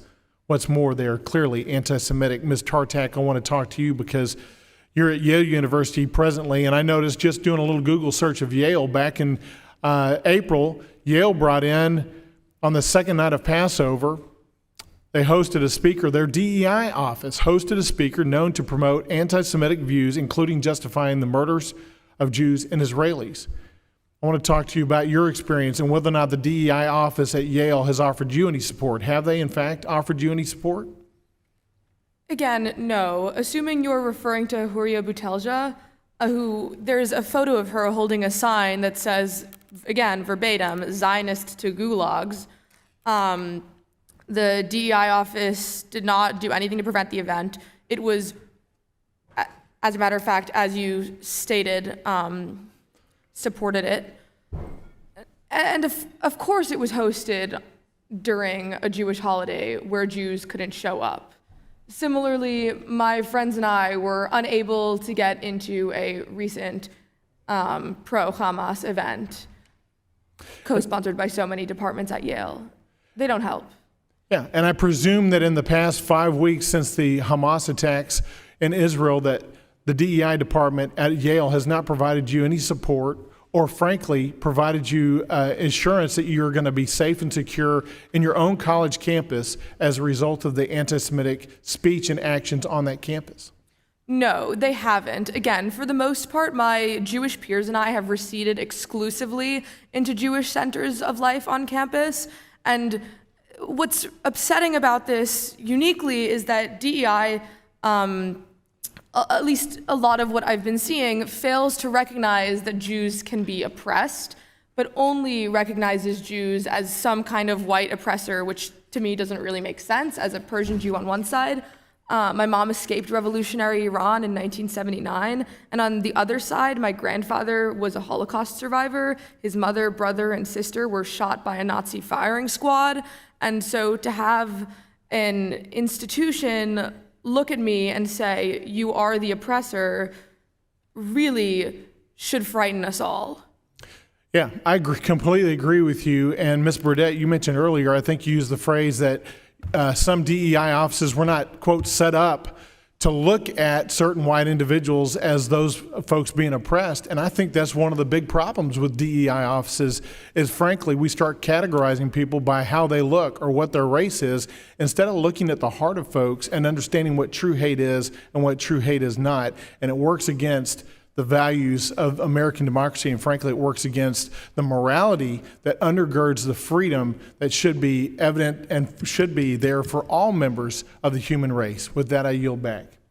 Thank you. I'd like now to recognize Ms. Manning. Thank you, Mr. Chairman. Thank you, Ranking Member Scott. I'm glad we're having this hearing. Frankly, it's about time. We've seen anti-Semitism on the rise across the United States and around the world, including a 40% increase in anti-Semitic incidents at colleges and universities, and that was before the October 7th Hamas attack. Sadly, since October 7th, the ADL has found an almost 400% increase of anti-Semitic incidents on college campuses, including so many of the incidents we've heard about today. As the co-chair of the House Bipartisan Task Force for Combating Anti-Semitism, I strongly condemn all of this anti-Semitic activity. And sadly and inexplicably, far too many college and university leaders have totally failed to fulfill their moral responsibility to clearly reject hatred, violence, and anti-Semitism. There is much more we can do to counter anti-Semitism and protect Jewish students. And I'm very eager to work with any of my colleagues on both sides of the aisle to work on this issue. In fact, in August, I helped lead 87 members of Congress on a bipartisan and bicameral letter to Secretary Cardona, urging the department to take concrete steps to clear the backlog of pending complaints, to prioritize the pending proposed regulations, and to implement key commitments in the U.S. national strategy to counter anti-Semitism. And Mr. Chairman, I'd like to request unanimous consent to enter this letter into the record. No objection. Thank you. Mr. Marcus, I am so grateful to you and your colleagues at Brandeis for your work. In April, the Biden administration reached a milestone settlement with the University of Vermont on anti-Semitism, and would you view that as a success? Thank you, Congresswoman. Yes, the Louis D. Brandeis Center filed that complaint jointly with Jewish on Campus, and we view it as a success, and it is our understanding that there has been a dramatic difference on that campus since the resolution. And would funding the OCR fully, pushing forward on issuing regulations and implementing the U.S. national strategy to counter anti-Semitism, would all of those things help lead to a greater number of similar successful resolutions to instances of campus anti-Semitism? Respectfully, I don't think I can say I'm convinced of that. I headed OCR during 2 administrations. There have been arguments for and against increases or decreases, often on party lines. My sense has been that think about anti-Semitism as an issue that seldom occupies even 0.1% of intake. Maybe it will be. So to me, fluctuations in the budget of OCR are not what impacts the ability of OCR to address anti-Semitism. So let me ask you this question, because we know that there are a record number of 19,000 complaints that OCR received last year, and yet a tiny number of those, I think only 5, are related to anti-Semitism. And I think since October 7th, only 8 or 9 complaints have been about anti-Semitism. This is shocking in light of what we hear from students when we talk with them on campuses, what we hear in the press. So why is it that we've seen such a significant increase in anti-Semitic incidents as reported by students, by others on college campuses, and yet what we're seeing filed at OCR is only a tiny percentage of those claims? What's getting in the way of students filing complaints? Students are often reluctant to file complaints against their university for reasons that vary from loyalty to their institution, to ignorance of the availability of the process, to fear that it's not going to be successful. We're now seeing more complaints coming in, and the Brandeis Center will have more to come, but I really think that it is incumbent on OCR to proactively investigate cases and not just wait for complaints to come in for exactly the sorts of reasons that you've just mentioned.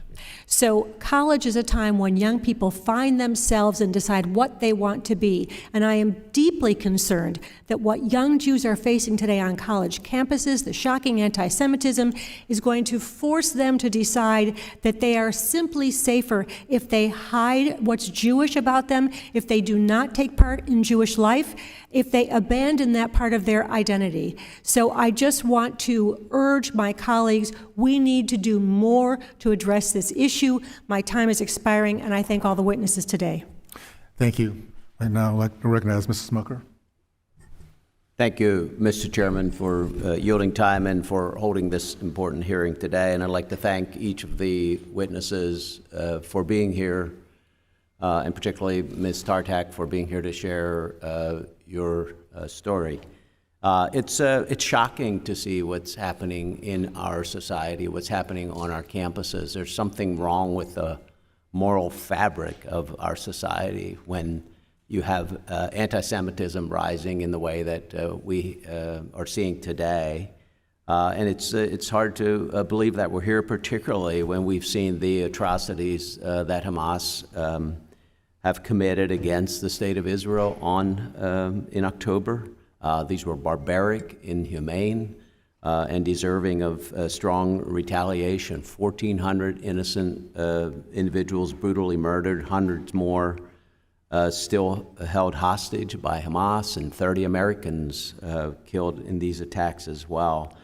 And on these college campuses, in many cases, no mention made of any of that in these protests, no mention made of Hamas as a terrorist group. Instead, we're seeing, as you said, Ms. Tartak, Jewish students retreating to their Jewish centers in our college campuses. So it's totally unacceptable and should be called out for what it is. It's a hate crime. And unfortunately, far too many institutions of higher education are failing to do their duty to protect Jewish students and faculty from this aggression. And I think you've heard today that members of this committee are resolute in condemning anti-Semitism, and I'm hearing that on a bipartisan basis. And we continue to stand firmly behind Israel, behind Jews here in America, and behind Jewish students on college campuses. But I think about where do we get here? And Rabbi Hauer, you mentioned in your testimony that anti-Semitism has been cultivated in our K through 12 system, and then that spreads to institutions of higher education. And I'd like to hear a little bit more about that. I'm from Pennsylvania, and I just want to give this background as well. There's an effort in Pennsylvania to teach about the Holocaust in our K through 12 system, led by a professor at Penn State. I've visited some of the schools that have implemented teaching about the Holocaust at a young age and how to do this. It's a difficult subject, and how to do it with very young students. But what is going wrong beginning in our K through 12 system that we're at the point where we are today? Thank you for the question. I'm not sure if I would use the word myself cultivated, I think what we have seen very clearly is that the kinds of behaviors and the kinds of environments that have been created in university campuses, which until very recently we only found in university campuses, we are now finding in K through 12, or specifically middle school through 12 environments. From our perspective, we have something called Jewish student unions, which are clubs which are held in public schools, and hundreds of public schools across the country for Jewish students who want to attend a club in the school hours. It's constitutional to be able to do so. We have had, especially since October 7th, but preceding it as well, but incredible spike in it since October 7th, descriptions of exactly the kinds of things that have been described here as occurring on university campuses.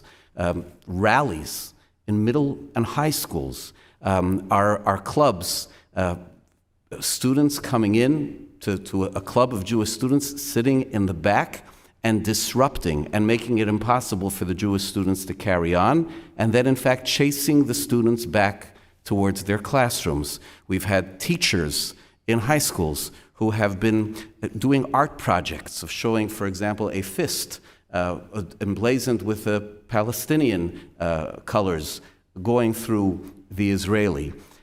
Kinds of things which are making students deeply uncomfortable. It didn't happen before. And in a certain sense, I think that's especially compelling for us to consider in Title VI discussions, because universities, it's been there for a while. It's going to be a big project to dial it back. In K through 12 schools, it's just beginning. It's just beginning, and we have to address it very, very firmly. I know I'm out of time, but I would be very interested in hearing your thoughts on how can we change that in K through 12s? How important is education about the Holocaust? What can we do differently? But I don't have time. Thank you, Mr. Chairman. Thank you. Thank you very much. I'd like to recognize Ms. Ledger Fernandez. Thank you, Mr. Chair, and thank you, witnesses, for coming and sharing the stories about the eruption of anti-Semitism on our college campuses. And I almost feel like I want to apologize on behalf of people who really recognize that that is simply wrong. It's horrendous. Anti-Semitism has no place in American society. And like my colleagues on both sides, I'm appalled by the eruption and what's happened since October 7th because of that. Rabbi Hauer, you correctly note that anti-Semitism on campuses has persisted for generations. I often tell the story of how when my father attended college on the GI Bill, both Jews and Hispanos were barred from fraternities on his campus. And this was just after the world had witnessed the horrors of the Holocaust. The importance of allies is really key. And I think my small, teeny tiny little northern New Mexico story of allies and historic anti-Semitism is sort of just a little piece of that. But we also most recently remember the anti-Semitic hate spewed by the white nationalists as they marched through the University of Virginia in 2017 at the Unite the Right rally. And much of this anti-Semitism on college campuses and in the rest of the nation has deep ties to white supremacy. Ms. Burdett, can you please speak to the link between white supremacy and anti-Semitism in America? Thank you for that question. You know, one of the reasons it's so important to make sure that anti-Semitism awareness is incorporated into our civil rights work, our diversity work, our inclusion work, is because a lot of experts believe you can't adequately understand hate in America without knowing about anti-Semitism. It is such a strong, animating ideology for hate in America. And we should remember that Jews are not targeted because we worship differently. Remember that the shooter of the Tree of Life synagogue, Yamach Shmo v'zichrono, that's Hebrew for may his name be erased. He did not shoot those people because they were praying on Saturday or because they were praying in Hebrew. He subscribed to an ideology whereby Jews were responsible for so-called the browning of America. We are part of the movement for diversity in this country. And anti-Semitic conspiracy theories in our homegrown hate groups are very pernicious and really drive a vast, vast majority of ideologically motivated, biased murders of Jews in this country. Right, and this idea of hate and promoting power and acquiring power by using hate to get it in all of its forms, I think is really pernicious, as you point out. And you know, you pointed out also in your opening testimony about the Biden administration's national strategy for counter anti-Semitism earlier this year, and about the importance of Congress acting and making sure we provide the resources. Mr. Courtney raised the issue earlier, but what does a 25% budget cut to the Department of Ed's Office of Civil Rights, as proposed by the House Republicans' appropriations bill, affect? How would that affect the ability of that office to investigate and, if necessary, as pointed out, take strong action when universities fail to counter the anti-Semitism, when they fail to protect the students, as we heard from the witnesses as well? Ms. Burdett? You know, I've heard my friend Mr. Marcus speak eloquently about what the Office of Civil Rights could still do more of with less. But that's not how any of us run organizations and programs. I know that a 12% decrease in capacity has not helped them tackle rising cases. And I just don't understand. We know the cost of communities that are ripped apart, campuses that are ripped apart. It's just penny wise and pound foolish not to do things that we know deter and prevent these crimes. Thank you very much, and my time has expired. I had wanted to have time, and I might submit a question in writing, because you also talked about the importance of using anti-Semitism, and that piece is important within DEI. Your community is part of it, my community is part of it. So I'll submit a question in writing to address how that is important to the witnesses. And with that, I yield back. Thank you. I'd like to recognize Mr. Williams. Thank you, Mr. Chairman. Yeah, I believe that actions speak louder than words, and I want to put colleges and universities on notice that if you permit or harbor anti-Semitism on your campus, you are my enemy. Say that emphatically. I want to draw attention to the shocking hypocrisy that I see on display on our college campuses. If you rewind just 5 or more weeks ago, our academic institutions have gone from rightly denouncing Holocaust deniers, not permitting them to speak, and even in many cases firing them from their positions.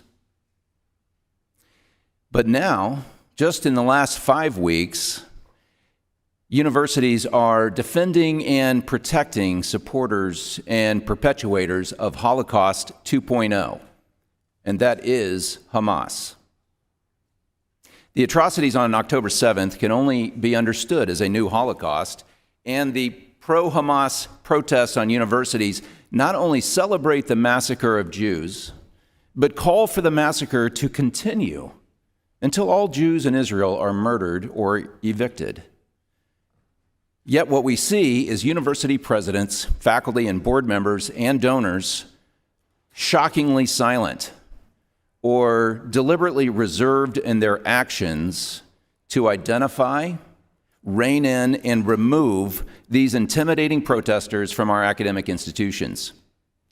The contrast of protecting supporters of a new Holocaust, while only a few weeks ago rightfully canceling deniers of the Nazi Holocaust, is troubling and baffling. Mr. Marcus, do you mind, can you help me understand this shocking incongruity in values and integrity that has taken place in just the last 5 weeks? The masks have really come down, and we're understanding that the problems on campuses are much worse than what we ever saw before. I do think that the issue might even be worse than what you're suggesting, because these Holocaust 2.0 deniers, in some cases, are not only celebrating the murders, the rape, the torture, the desecration of corpses, but they are saying we are part of this resistance, part of the Hamas murder, rape, and torture. Now, to the extent that they are part of and supporting it, there are questions under Terrorism Act. We cannot have a situation in which there are registered student organizations using facilities of federally funded institutions that are saying that they are a part of a movement which is State Department designated as terrorist. So I would say that this is a problem for which we need to have very specific attention from the federal government. So I certainly agree with you, and the back to my statement of actions speak louder than words.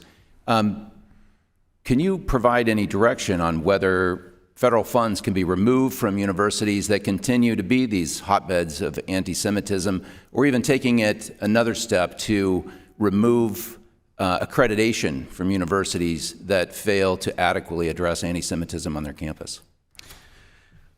That sort of action requires a number of different steps, as it should. There is a lot of process that is required under federal law, but you need to take the first step first. And the first step means taking action, which can mean beginning with self-directed investigations. It can mean establishing a compliance review. You cannot even get to the point that you're discussing, Congressman Williams, unless you proactively take those initiatives, and that's what we would want to see the Education Department do. I appreciate your thoughts on that. Ms. Burdett, my alma mater, University of Pennsylvania, they have students that are chanting, these are pro-Hamas protests, chanting, "There's only one solution." Earlier, you mentioned that there were standards on bullying. Would you call that bullying? Just a yes or no answer would be helpful. Yes. Thank you. Would you call that hate speech? The entire statement that is around what you have quoted is hate speech, I believe. What I hear from students in my district, Jewish students in my district, is that they're afraid to go to classes. That's unacceptable. For these Hamas protests, would you call them inclusive? I'm sorry, I don't understand the question. The protesters that line up to espouse pro-Hamas sentiments, would you, and you're an expert in DEI, would you call that inclusive? Well, I'm an expert in anti-Semitism, but the defense of terror and massacres and hate violence is unacceptable. Thank you. I yield back. Thank you. I'd now like to recognize Ms. Macbeth. Well, thank you so much, Chairman Owens and Ranking Member Scott, and also thank you to your staff and to our witnesses for being here with us today and making this hearing possible. And Ms. Burdett, once again, thank you so much for your witness and testimony. I heard your testimony last week in another committee. Acts or expression of hatred, racism, and anti-Semitism have no legitimate place in our society or on a college campus. And I'm glad to see that the Higher Education Subcommittee today coming together for this important discussion. Students will tell you that they are feeling unsafe, as we have heard today. And in volumes, we have heard this. And we have a responsibility to them to do everything that we can to foster communities of understanding, safety, and respect for each other on our college campuses. While the brutal terrorist attacks by Hamas on Israeli civilians on October 7th have incited a recent larger wave of anti-Semitism on campus and elsewhere around the country, this is not an entirely new development. This rise in hate is well documented by groups such as the Anti-Defamation League and is unfortunately becoming more and more normalized. In 2022, ADL documented almost 3,700 separate anti-Semitic incidents throughout the United States in just their yearly audit. This translates to over 10 anti-Semitic incidents a day in 2022, a 36% increase in the amount from the year before, and the highest number recorded since ADL began tracking anti-Semitic incidents in the late 1970s.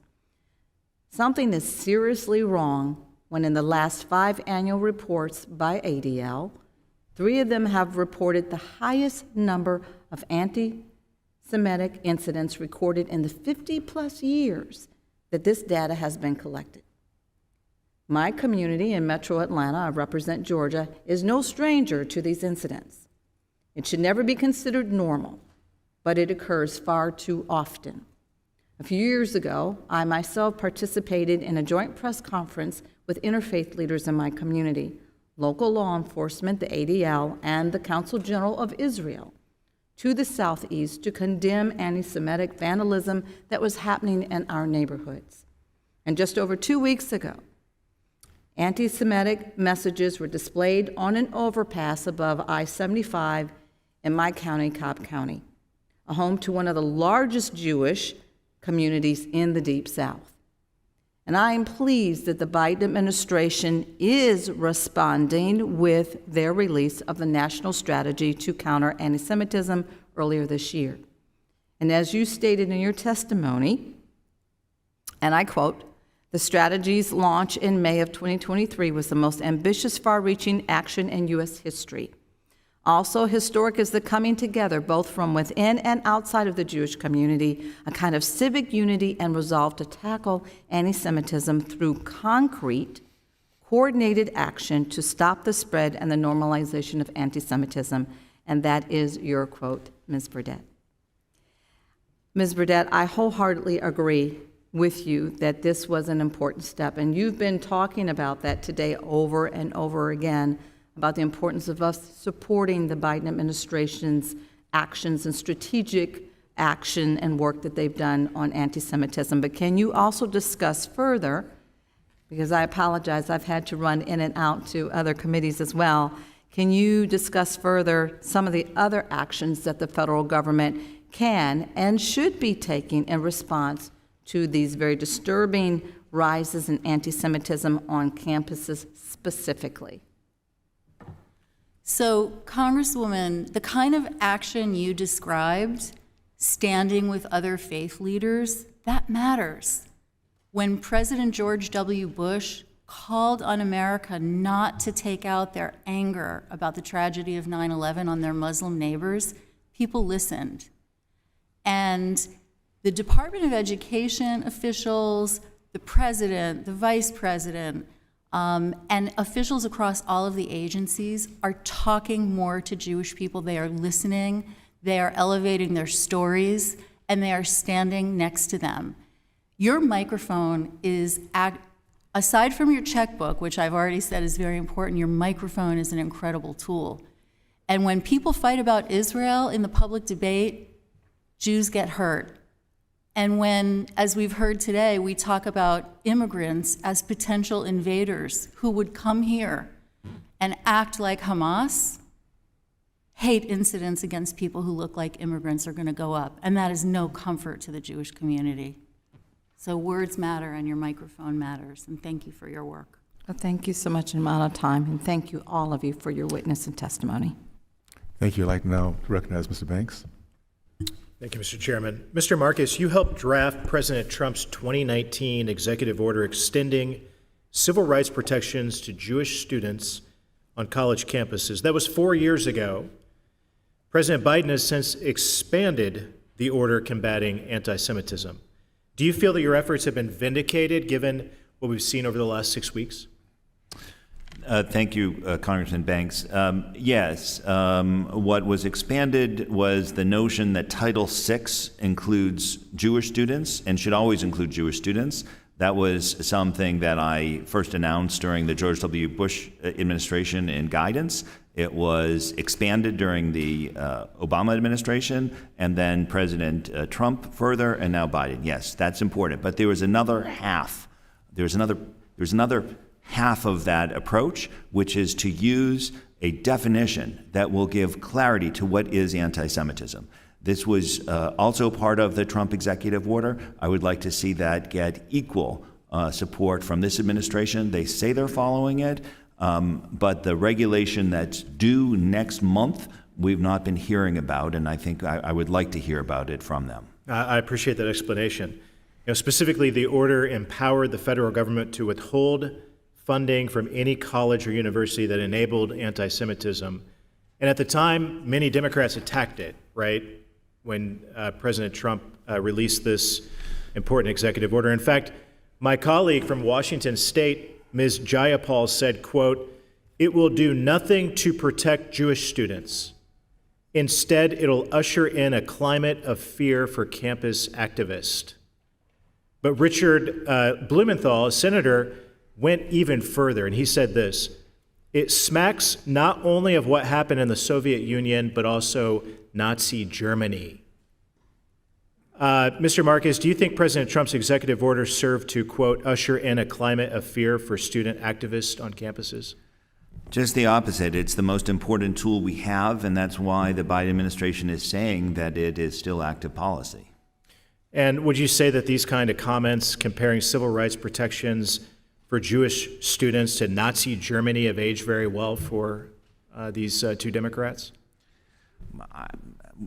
Without commenting on members of Congress, what I would say is this: support for measures like the executive order on combating anti-Semitism should be bipartisan. It is based on ideas that have been accepted by the Obama administration. I don't see why it cannot be more broadly accepted among people of goodwill of all persuasions. Yeah, I hope, back to my initial question, that you do feel vindicated, that these outrageous, outlandish, offensive comments from these two, and there are so many more that I won't spend time reading today, are ridiculous. And we appreciate the important work that you did, that President Trump led in his administration, and I just think it's really important.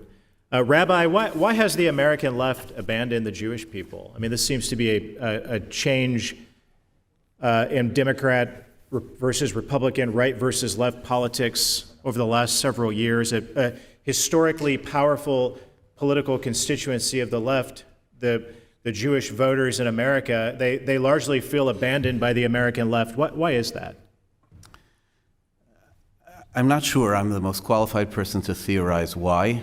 I think it has already been said by some of my colleagues, the themes of the oppressed and so on and so forth, which have dominated, and somehow we have been lumped in, not with the oppressed, but with the oppressors, very unfortunately. I can tell you that it has been incredibly disorienting to the Jewish community to be in this specific place. Thou shalt love the stranger, v'ahavtem et hager. It's a biblical mandate. It's a Jewish value of eminent value. I speak to you as, quote unquote, a stranger. My father was a Holocaust survivor who came to this country. My mother was a Holocaust refugee who came to this country. If we didn't love the stranger in this country, we wouldn't be here. This Jewish community wouldn't be here. None of us, from one end of the table to the other, would be here. We deeply value inclusion. We deeply value caring that nobody in this country, nobody in a university of any specific or any particular identity should feel estranged. And we've been champions of this. And today we feel excluded by it. Like all of you, I wish these issues were bipartisan, but it doesn't feel like it anymore. Combating anti-Semitism, supporting Israel, supporting the Jewish people doesn't feel bipartisan like it used to. With that, I yield back. Thank you. I'd like to recognize Chairperson Dr. Fox. Thank you, Mr. Chairman, and I want to thank our witnesses for being here today to discuss this very, very important issue. Rabbi Hauer, I've struggled since the explosion of anti-Semitism on college campuses began after October 7 to understand why campus leaders have been so timid in their response. As you testified, the Orthodox Union supports Jewish students on many campuses around the country. Your organization and the students you support interact with thousands of campus faculty and leaders. In your opinion, why have we not seen a robust response from the universities? And I'll do some qualifiers. Is it cowardice? Is it that they actually support Hamas? Is it that they don't want to offend foreign donors? All of the above. What is it that's causing such a timid response?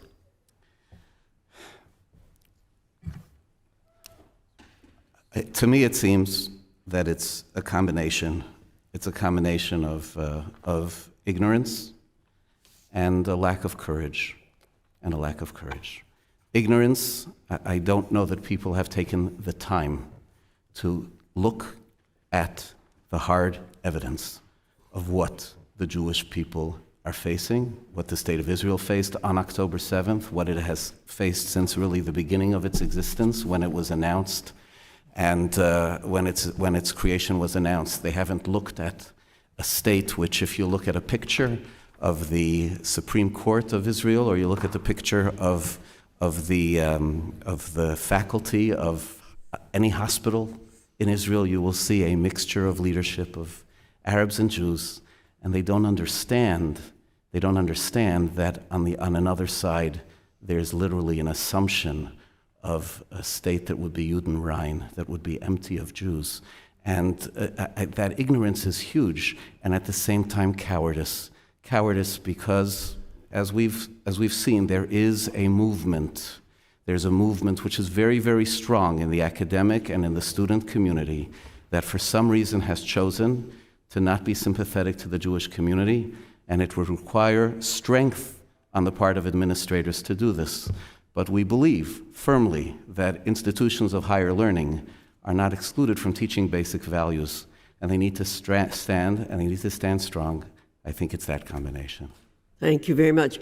Your testimony is very powerful. By the way, all the testimonies will be on our website, and I want to encourage people to read them.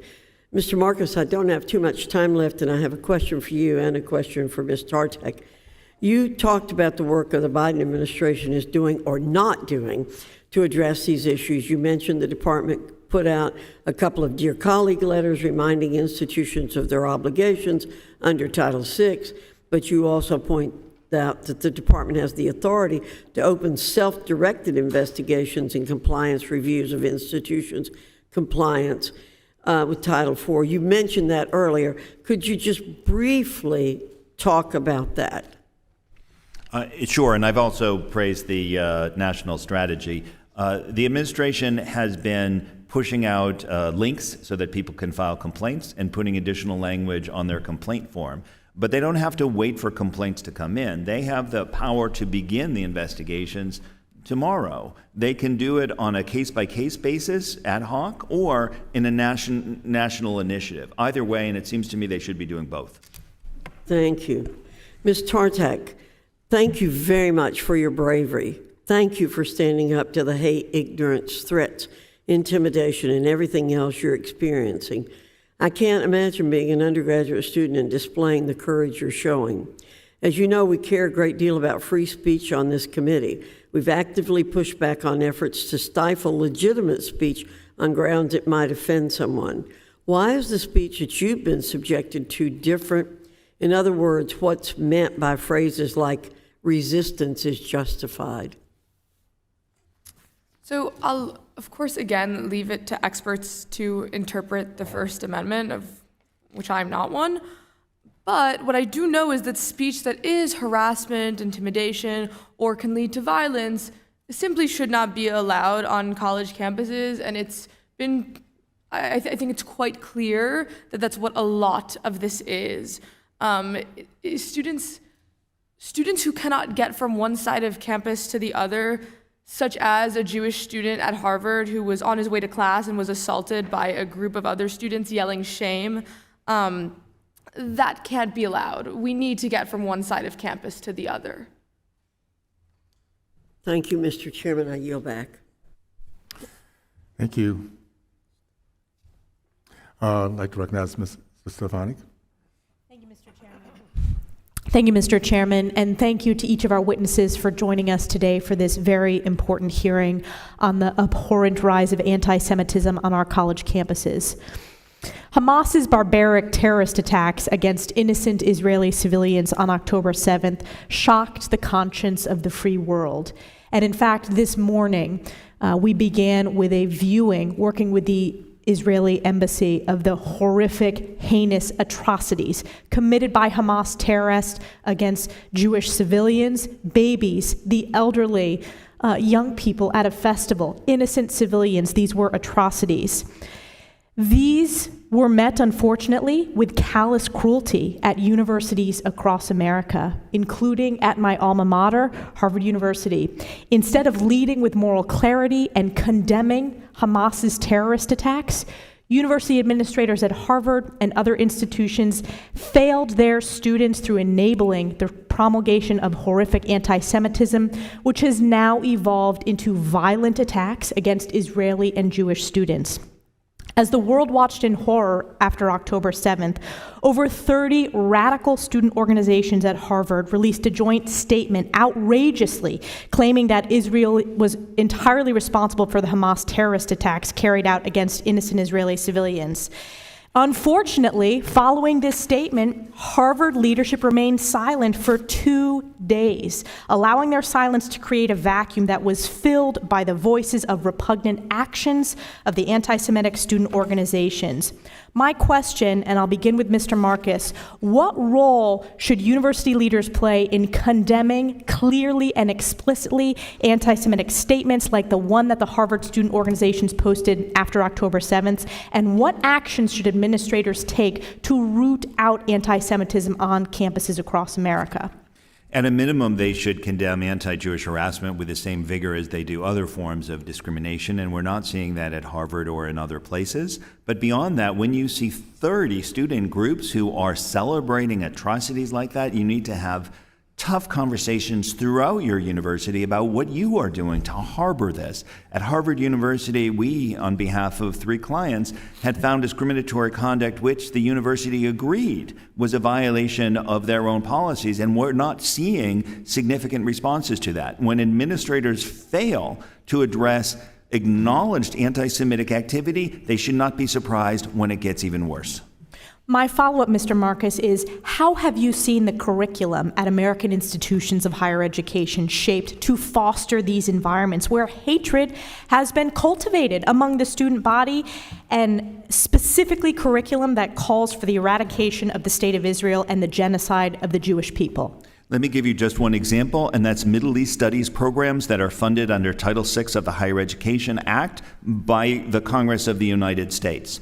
There is now legislation on the books that requires Middle East Studies programs to certify that there will be a balance of perspectives and a diversity of views. And yet, what, if anything, is done to ensure that's happening? I would certainly like to see scoring of the applications. I would like to see some follow-up. I would like to see action when institutions fail to honor the commitments that they are making in writing to the U.S. government.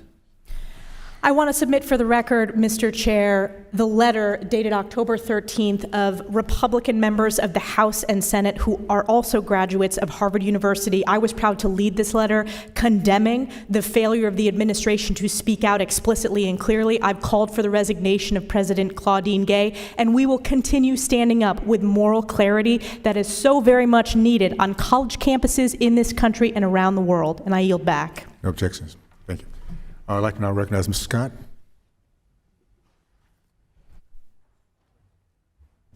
Thank you, Mr. Chairman.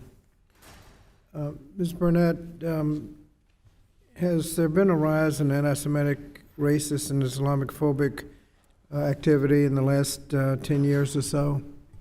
Yes, there has. And what's been, do you know, can you attribute it to anything?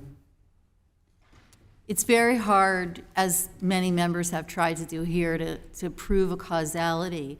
But I already mentioned that when President George W. Bush called on Americans not to be violent and hateful with their Arab and Muslim neighbors after 9/11, it does make a difference when leaders use their microphone to say that there were good people screaming, "Jews will not replace us," in Charlottesville. That is terrifying, and it still is. And the way that some leaders have turned a blind eye to anti-Semitism when it's not coming from someone that they disagree with has been heartbreaking. So you're contrasting how George W. Bush reacted and President Trump reacted to those events? Wouldn't want to, but I don't have a choice. Well, Mr. Marcus, you mentioned the Anti-Semitism Awareness Act. How would that be helpful if it were enacted? Ranking Member Scott, that statute would implement the Executive Order 13899 on combating anti-Semitism and would do two things. First, it would give durability to the notion that Jews are protected under Title VI. That principle is a creature of dear colleague letters and an executive order.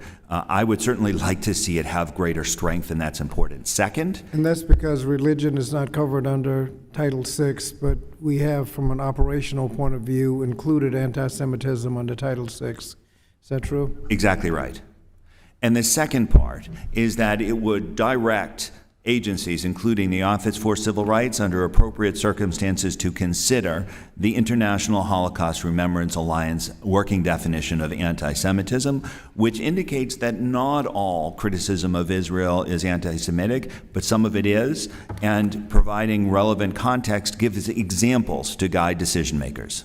Have the activities that we've been discussing do they violate Title VI, in your opinion? So that enforcement of Title VI could address many of the problems that we have? The failure of universities to provide prompt and effective response after many of the incidents that we've discussed would be a violation of Title VI, in my opinion.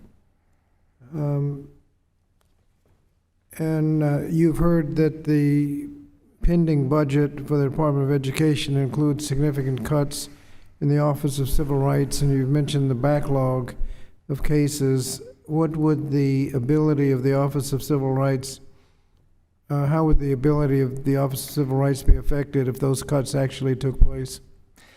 In my opinion, it's not the budget that drives performance on anti-Semitism for a couple of reasons within OCR. One is that anti-Semitism cases are such a tiny percentage of the overall intake that fluctuations, even if they're significant, don't necessarily affect that. And the second is that with a small number of significant high-profile matters, it's really a combination of political will and management that's made the difference on those periods where it's been dealt with effectively and those not. So that would require you, however, to ignore the thousands of cases that are pending for other kinds of discrimination under Title VI. Is that right? No, I don't think that those should be ignored. I think that they can all be handled. The Assistant Secretary for Civil Rights can really address any issues that are high on the priority list while also addressing the bulk of them as well. Change in the budget might have other sorts of effects on the agency, but not necessarily, in my opinion, on anti-Semitism matters. Well, sure, you could take that, but you'd have to ignore, you only got, if you cut the budget, you're not able to do as much. And there are many problems with civil rights that the the Office of Civil Rights has to address. If you cut the budget, you're not going to be able to address them as well. That's just simple arithmetic. And if you're not going to criticize the cut in the enforcement agency that's going to enforce the problem, that's going to deal with the problem you've complained about, that's not helpful. I yield back. Thank you. I'd like to now recognize Ms. Miller. Thank you, Chairman Owens, for hosting this important hearing. American citizens are horrified to watch foreign nationals who have been allowed into our country on student visas threaten American students based on their religion. No foreign national should ever be allowed to threaten an American citizen on American soil, period. I'm leading a letter to the Department of Justice to ask for an investigation into the funding sources for the organizations coordinating these violent protests. If foreign terrorist organizations or sanctioned foreign nationals are funding and coordinating these violent threats to Jewish students on American campuses, the DOJ must act. If foreign students who are here on student visas threaten American students, their visas need to be revoked immediately. Colleges and universities must suspend foreign nationals who are threatening Jewish students based on their religion, and the DOJ must uphold the responsibility to defend the religious liberty rights of American citizens. And then, Rabbi Hauer, I have a question. This hearing is obviously focused on anti-Semitism on college campuses. However, in your testimony, you do note that anti-Semitism has spread from post-secondary education to middle and high schools. What are you hearing from middle and high school Jewish students around the country? We're hearing just that it has spread. They have begun to experience the general environmental anti-Semitism, which comes from vocal rallies, speaking strongly and sharply pro-Hamas, celebrating those who would destroy their own people. They have experienced as well issues in the classrooms, and they have experienced a whole lot of interpersonal one-on-one bullying via social media and otherwise. There's a difference that happens in those spaces between when the administration reacts promptly and effectively and when it doesn't. That's all the difference. Mm-hmm. And we, who again have many such students in these environments, when the administration reacts firmly, clearly, and addresses it, it's a whole different story. Of course there's going to be hate expressed in this country, but it festers when we let it. Absolutely. And when the students report the bullying, are the school administrators taking action to protect them? Or sometimes they are, and sometimes they are not. And we, unfortunately, I received from one of our clubs where there was a very, very clear situation of anti-Semitism, and the forms were filed, and the school didn't even classify it as a hate crime. So you have ugly instances like that of blatant failure, and at the same time, you also have wonderful school administrators who are doing the right thing. I think we're in a place and a time where those who are doing the right thing have to be lifted up, and those who are doing the wrong thing need to have consequences. One of the things which we note all the time is that they're the only people who are not experiencing fear right now are those who are making others fearful. There's no fear of consequences, and a discussion about Title VI is a discussion about creating that fear of consequences. Well, absolutely, we need strong leadership from our president making decisive statements against this. And thank you, Chairman. I yield my time back to you. Thank you so much. I'd like to now recognize Mr. Kiley. Thank you, Mr. Chair. Thank you, Mr. Marcus, and everyone else for your testimony. We had a discussion last week about steps that the Department of Education Office of Civil Rights could take, and myself and the chair of this committee, Representative Owens, have incorporated your suggestions in a letter we've sent to the Assistant Secretary, as well as Secretary Cardona. And so we'll certainly keep you apprised on the response we get, and any further suggestions you have would be much appreciated. Thank you. I did want to take a moment to respond to a member of this committee who earlier tried to explain away his vote against a resolution condemning anti-Semitism. Apparently he had quibbles with a couple of factual details in two of the numerous examples listed in the resolution and the many countless examples across the country. How you could use that as a pretext not to take a strong stand against anti-Semitism right now is really beyond comprehension for me.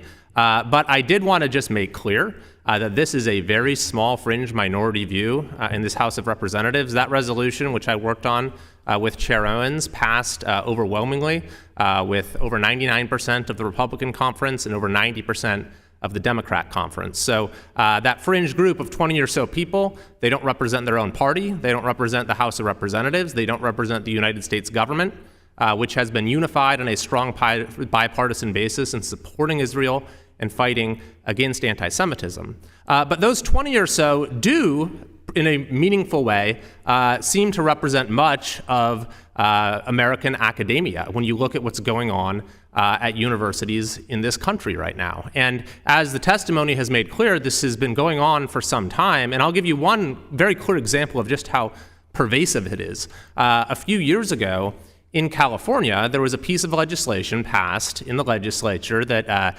asked a group to come up with, or the State Board of Education, to come up with a model ethnic studies curriculum.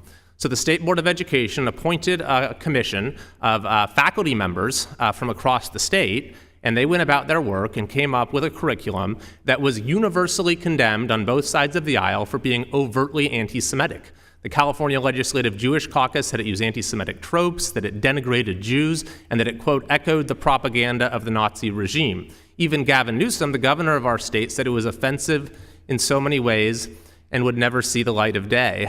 And then in the aftermath of October 7th, we've seen all too many student groups, and in some cases, faculty, have used this moment to push forward their agenda of hatred towards Israel and of anti-Semitic rhetoric and even the targeting of Jewish students. And so, we watched we had a classified briefing this morning, members of the House watching raw footage of the horror of that day.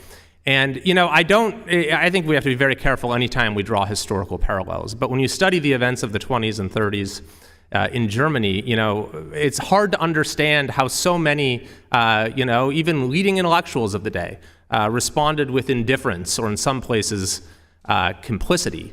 And I just have that same, sense of deep puzzlement right now. How is it that our leading academic institutions, these are supposed to be the most forward-thinking places in our country, have become these sites for fomenting anti-Semitism? So I just wanted to, maybe Mr. Marcus and if any others have any thought on that as to why it is, what is it about the nature of the modern academy in the US and in other places as well, I would say, that has caused so much to go awry?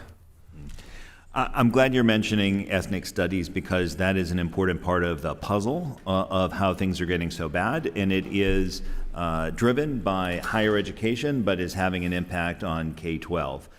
Studying ethnicities is not inherently bad. It can be done well, but unfortunately the contemporary field of ethnic studies, especially liberated ethnic studies, has become both politically extreme and also anti-Zionist and anti-Semitic. We've had to file a case together with the American Jewish Committee, Anti-Defamation League, and Stand With Us against one school district in California that has extreme problems, but there are problems in many districts throughout California, and now they're coming east as well. To the extent that you have a curriculum that creates stereotyped, antithetical views of the Jewish people, it should not be surprising that students become miseducated and that the problems become worse. Can I add for the last 10 seconds that I think part of the issue of academia is that it's super partisan. So there is, of course, not just politically, but just intellectually. So there's this X, Y, or Z belief that we have one side and there's another side. And right now, because there's supposed to be this wholesale embrace of so-called oppressed groups, that also includes an embrace of Hamas, which is why it's easier for them to condemn white supremacist attacks against Jews and harder for them to condemn Islamist attacks against Jews. I'd like to just add that in the 1920s and the 1930s, I don't know about academia, but the United States House of Representatives stood by and did nothing and blocked the rescue of Jews. So I do think reconciling with our past is very important. We shouldn't do it selectively. It is important. I do think the Holocaust is a very instructive thing to look at. Comparisons are tricky, and they're not really necessary, unfortunately, because we have an explosion of followers of Nazi, racist, white supremacist ideology in our country today. And that ideology has at its center anti-Semitism, racialized anti-Semitism, and conspiracy theories. So this is a very serious subject, and learning about the apathy that left Jews to be slaughtered during the Holocaust is very important, and we we can also be looking within our own shores and our own institutions, and it is important to do so. So thank you for raising I yield back. history. I'd like to recognize Mrs. Scott for his closing statement. Thank you, Mr. Chairman. I appreciate all of the witness testimony. All students have a right to attend colleges and universities and be free from discrimination and harassment. And this right is enforced by Title VI, the Office of Civil Rights. The witnesses have exposed the reality that many students, in fact, do not feel safe.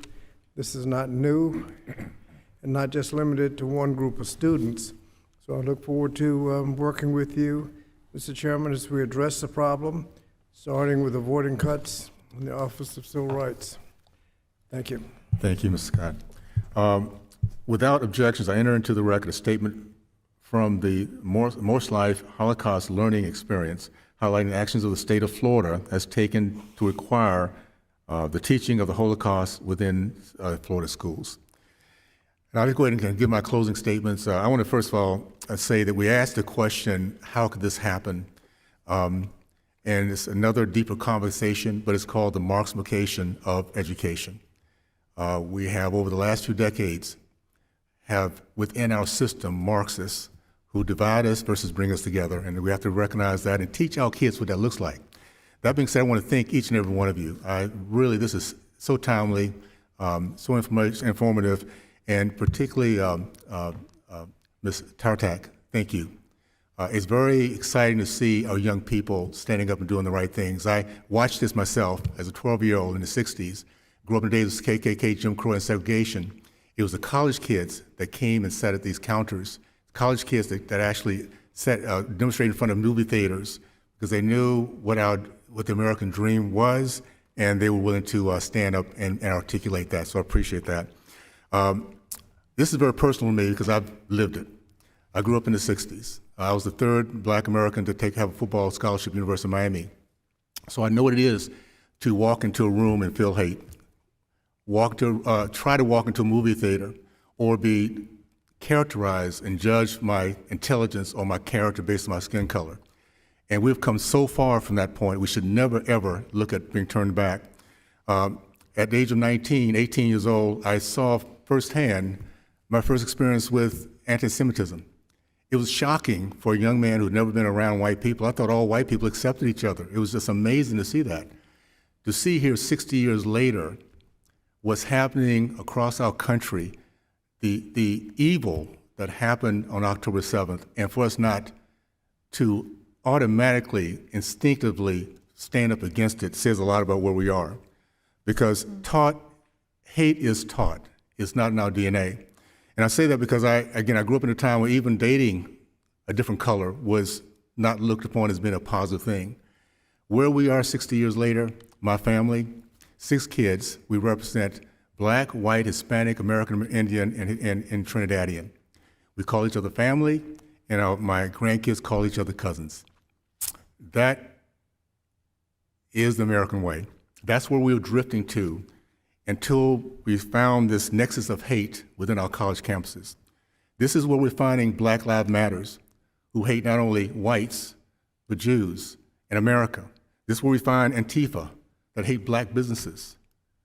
This is where we find the pro-Hamas, who hate Jews, Americans, anything that stands against our American way. And this is something we cannot allow to continue to happen. We are, no question, seeing on our college campuses cowardice or complicity with our administrators, and we're going to have to do something about that. We're not in business of using taxpayer dollars to provide and nourish hate. We just don't, that's not the American way. So thankful for this moment, we'll begin to kind of take a look at that. I just want to leave a quick message to my, my friends in Utah.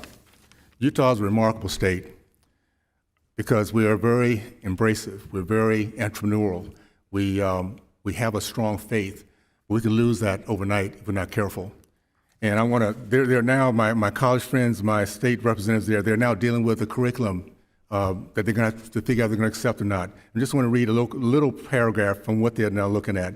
This is K through 12, by the way. to the point which I just mentioned earlier.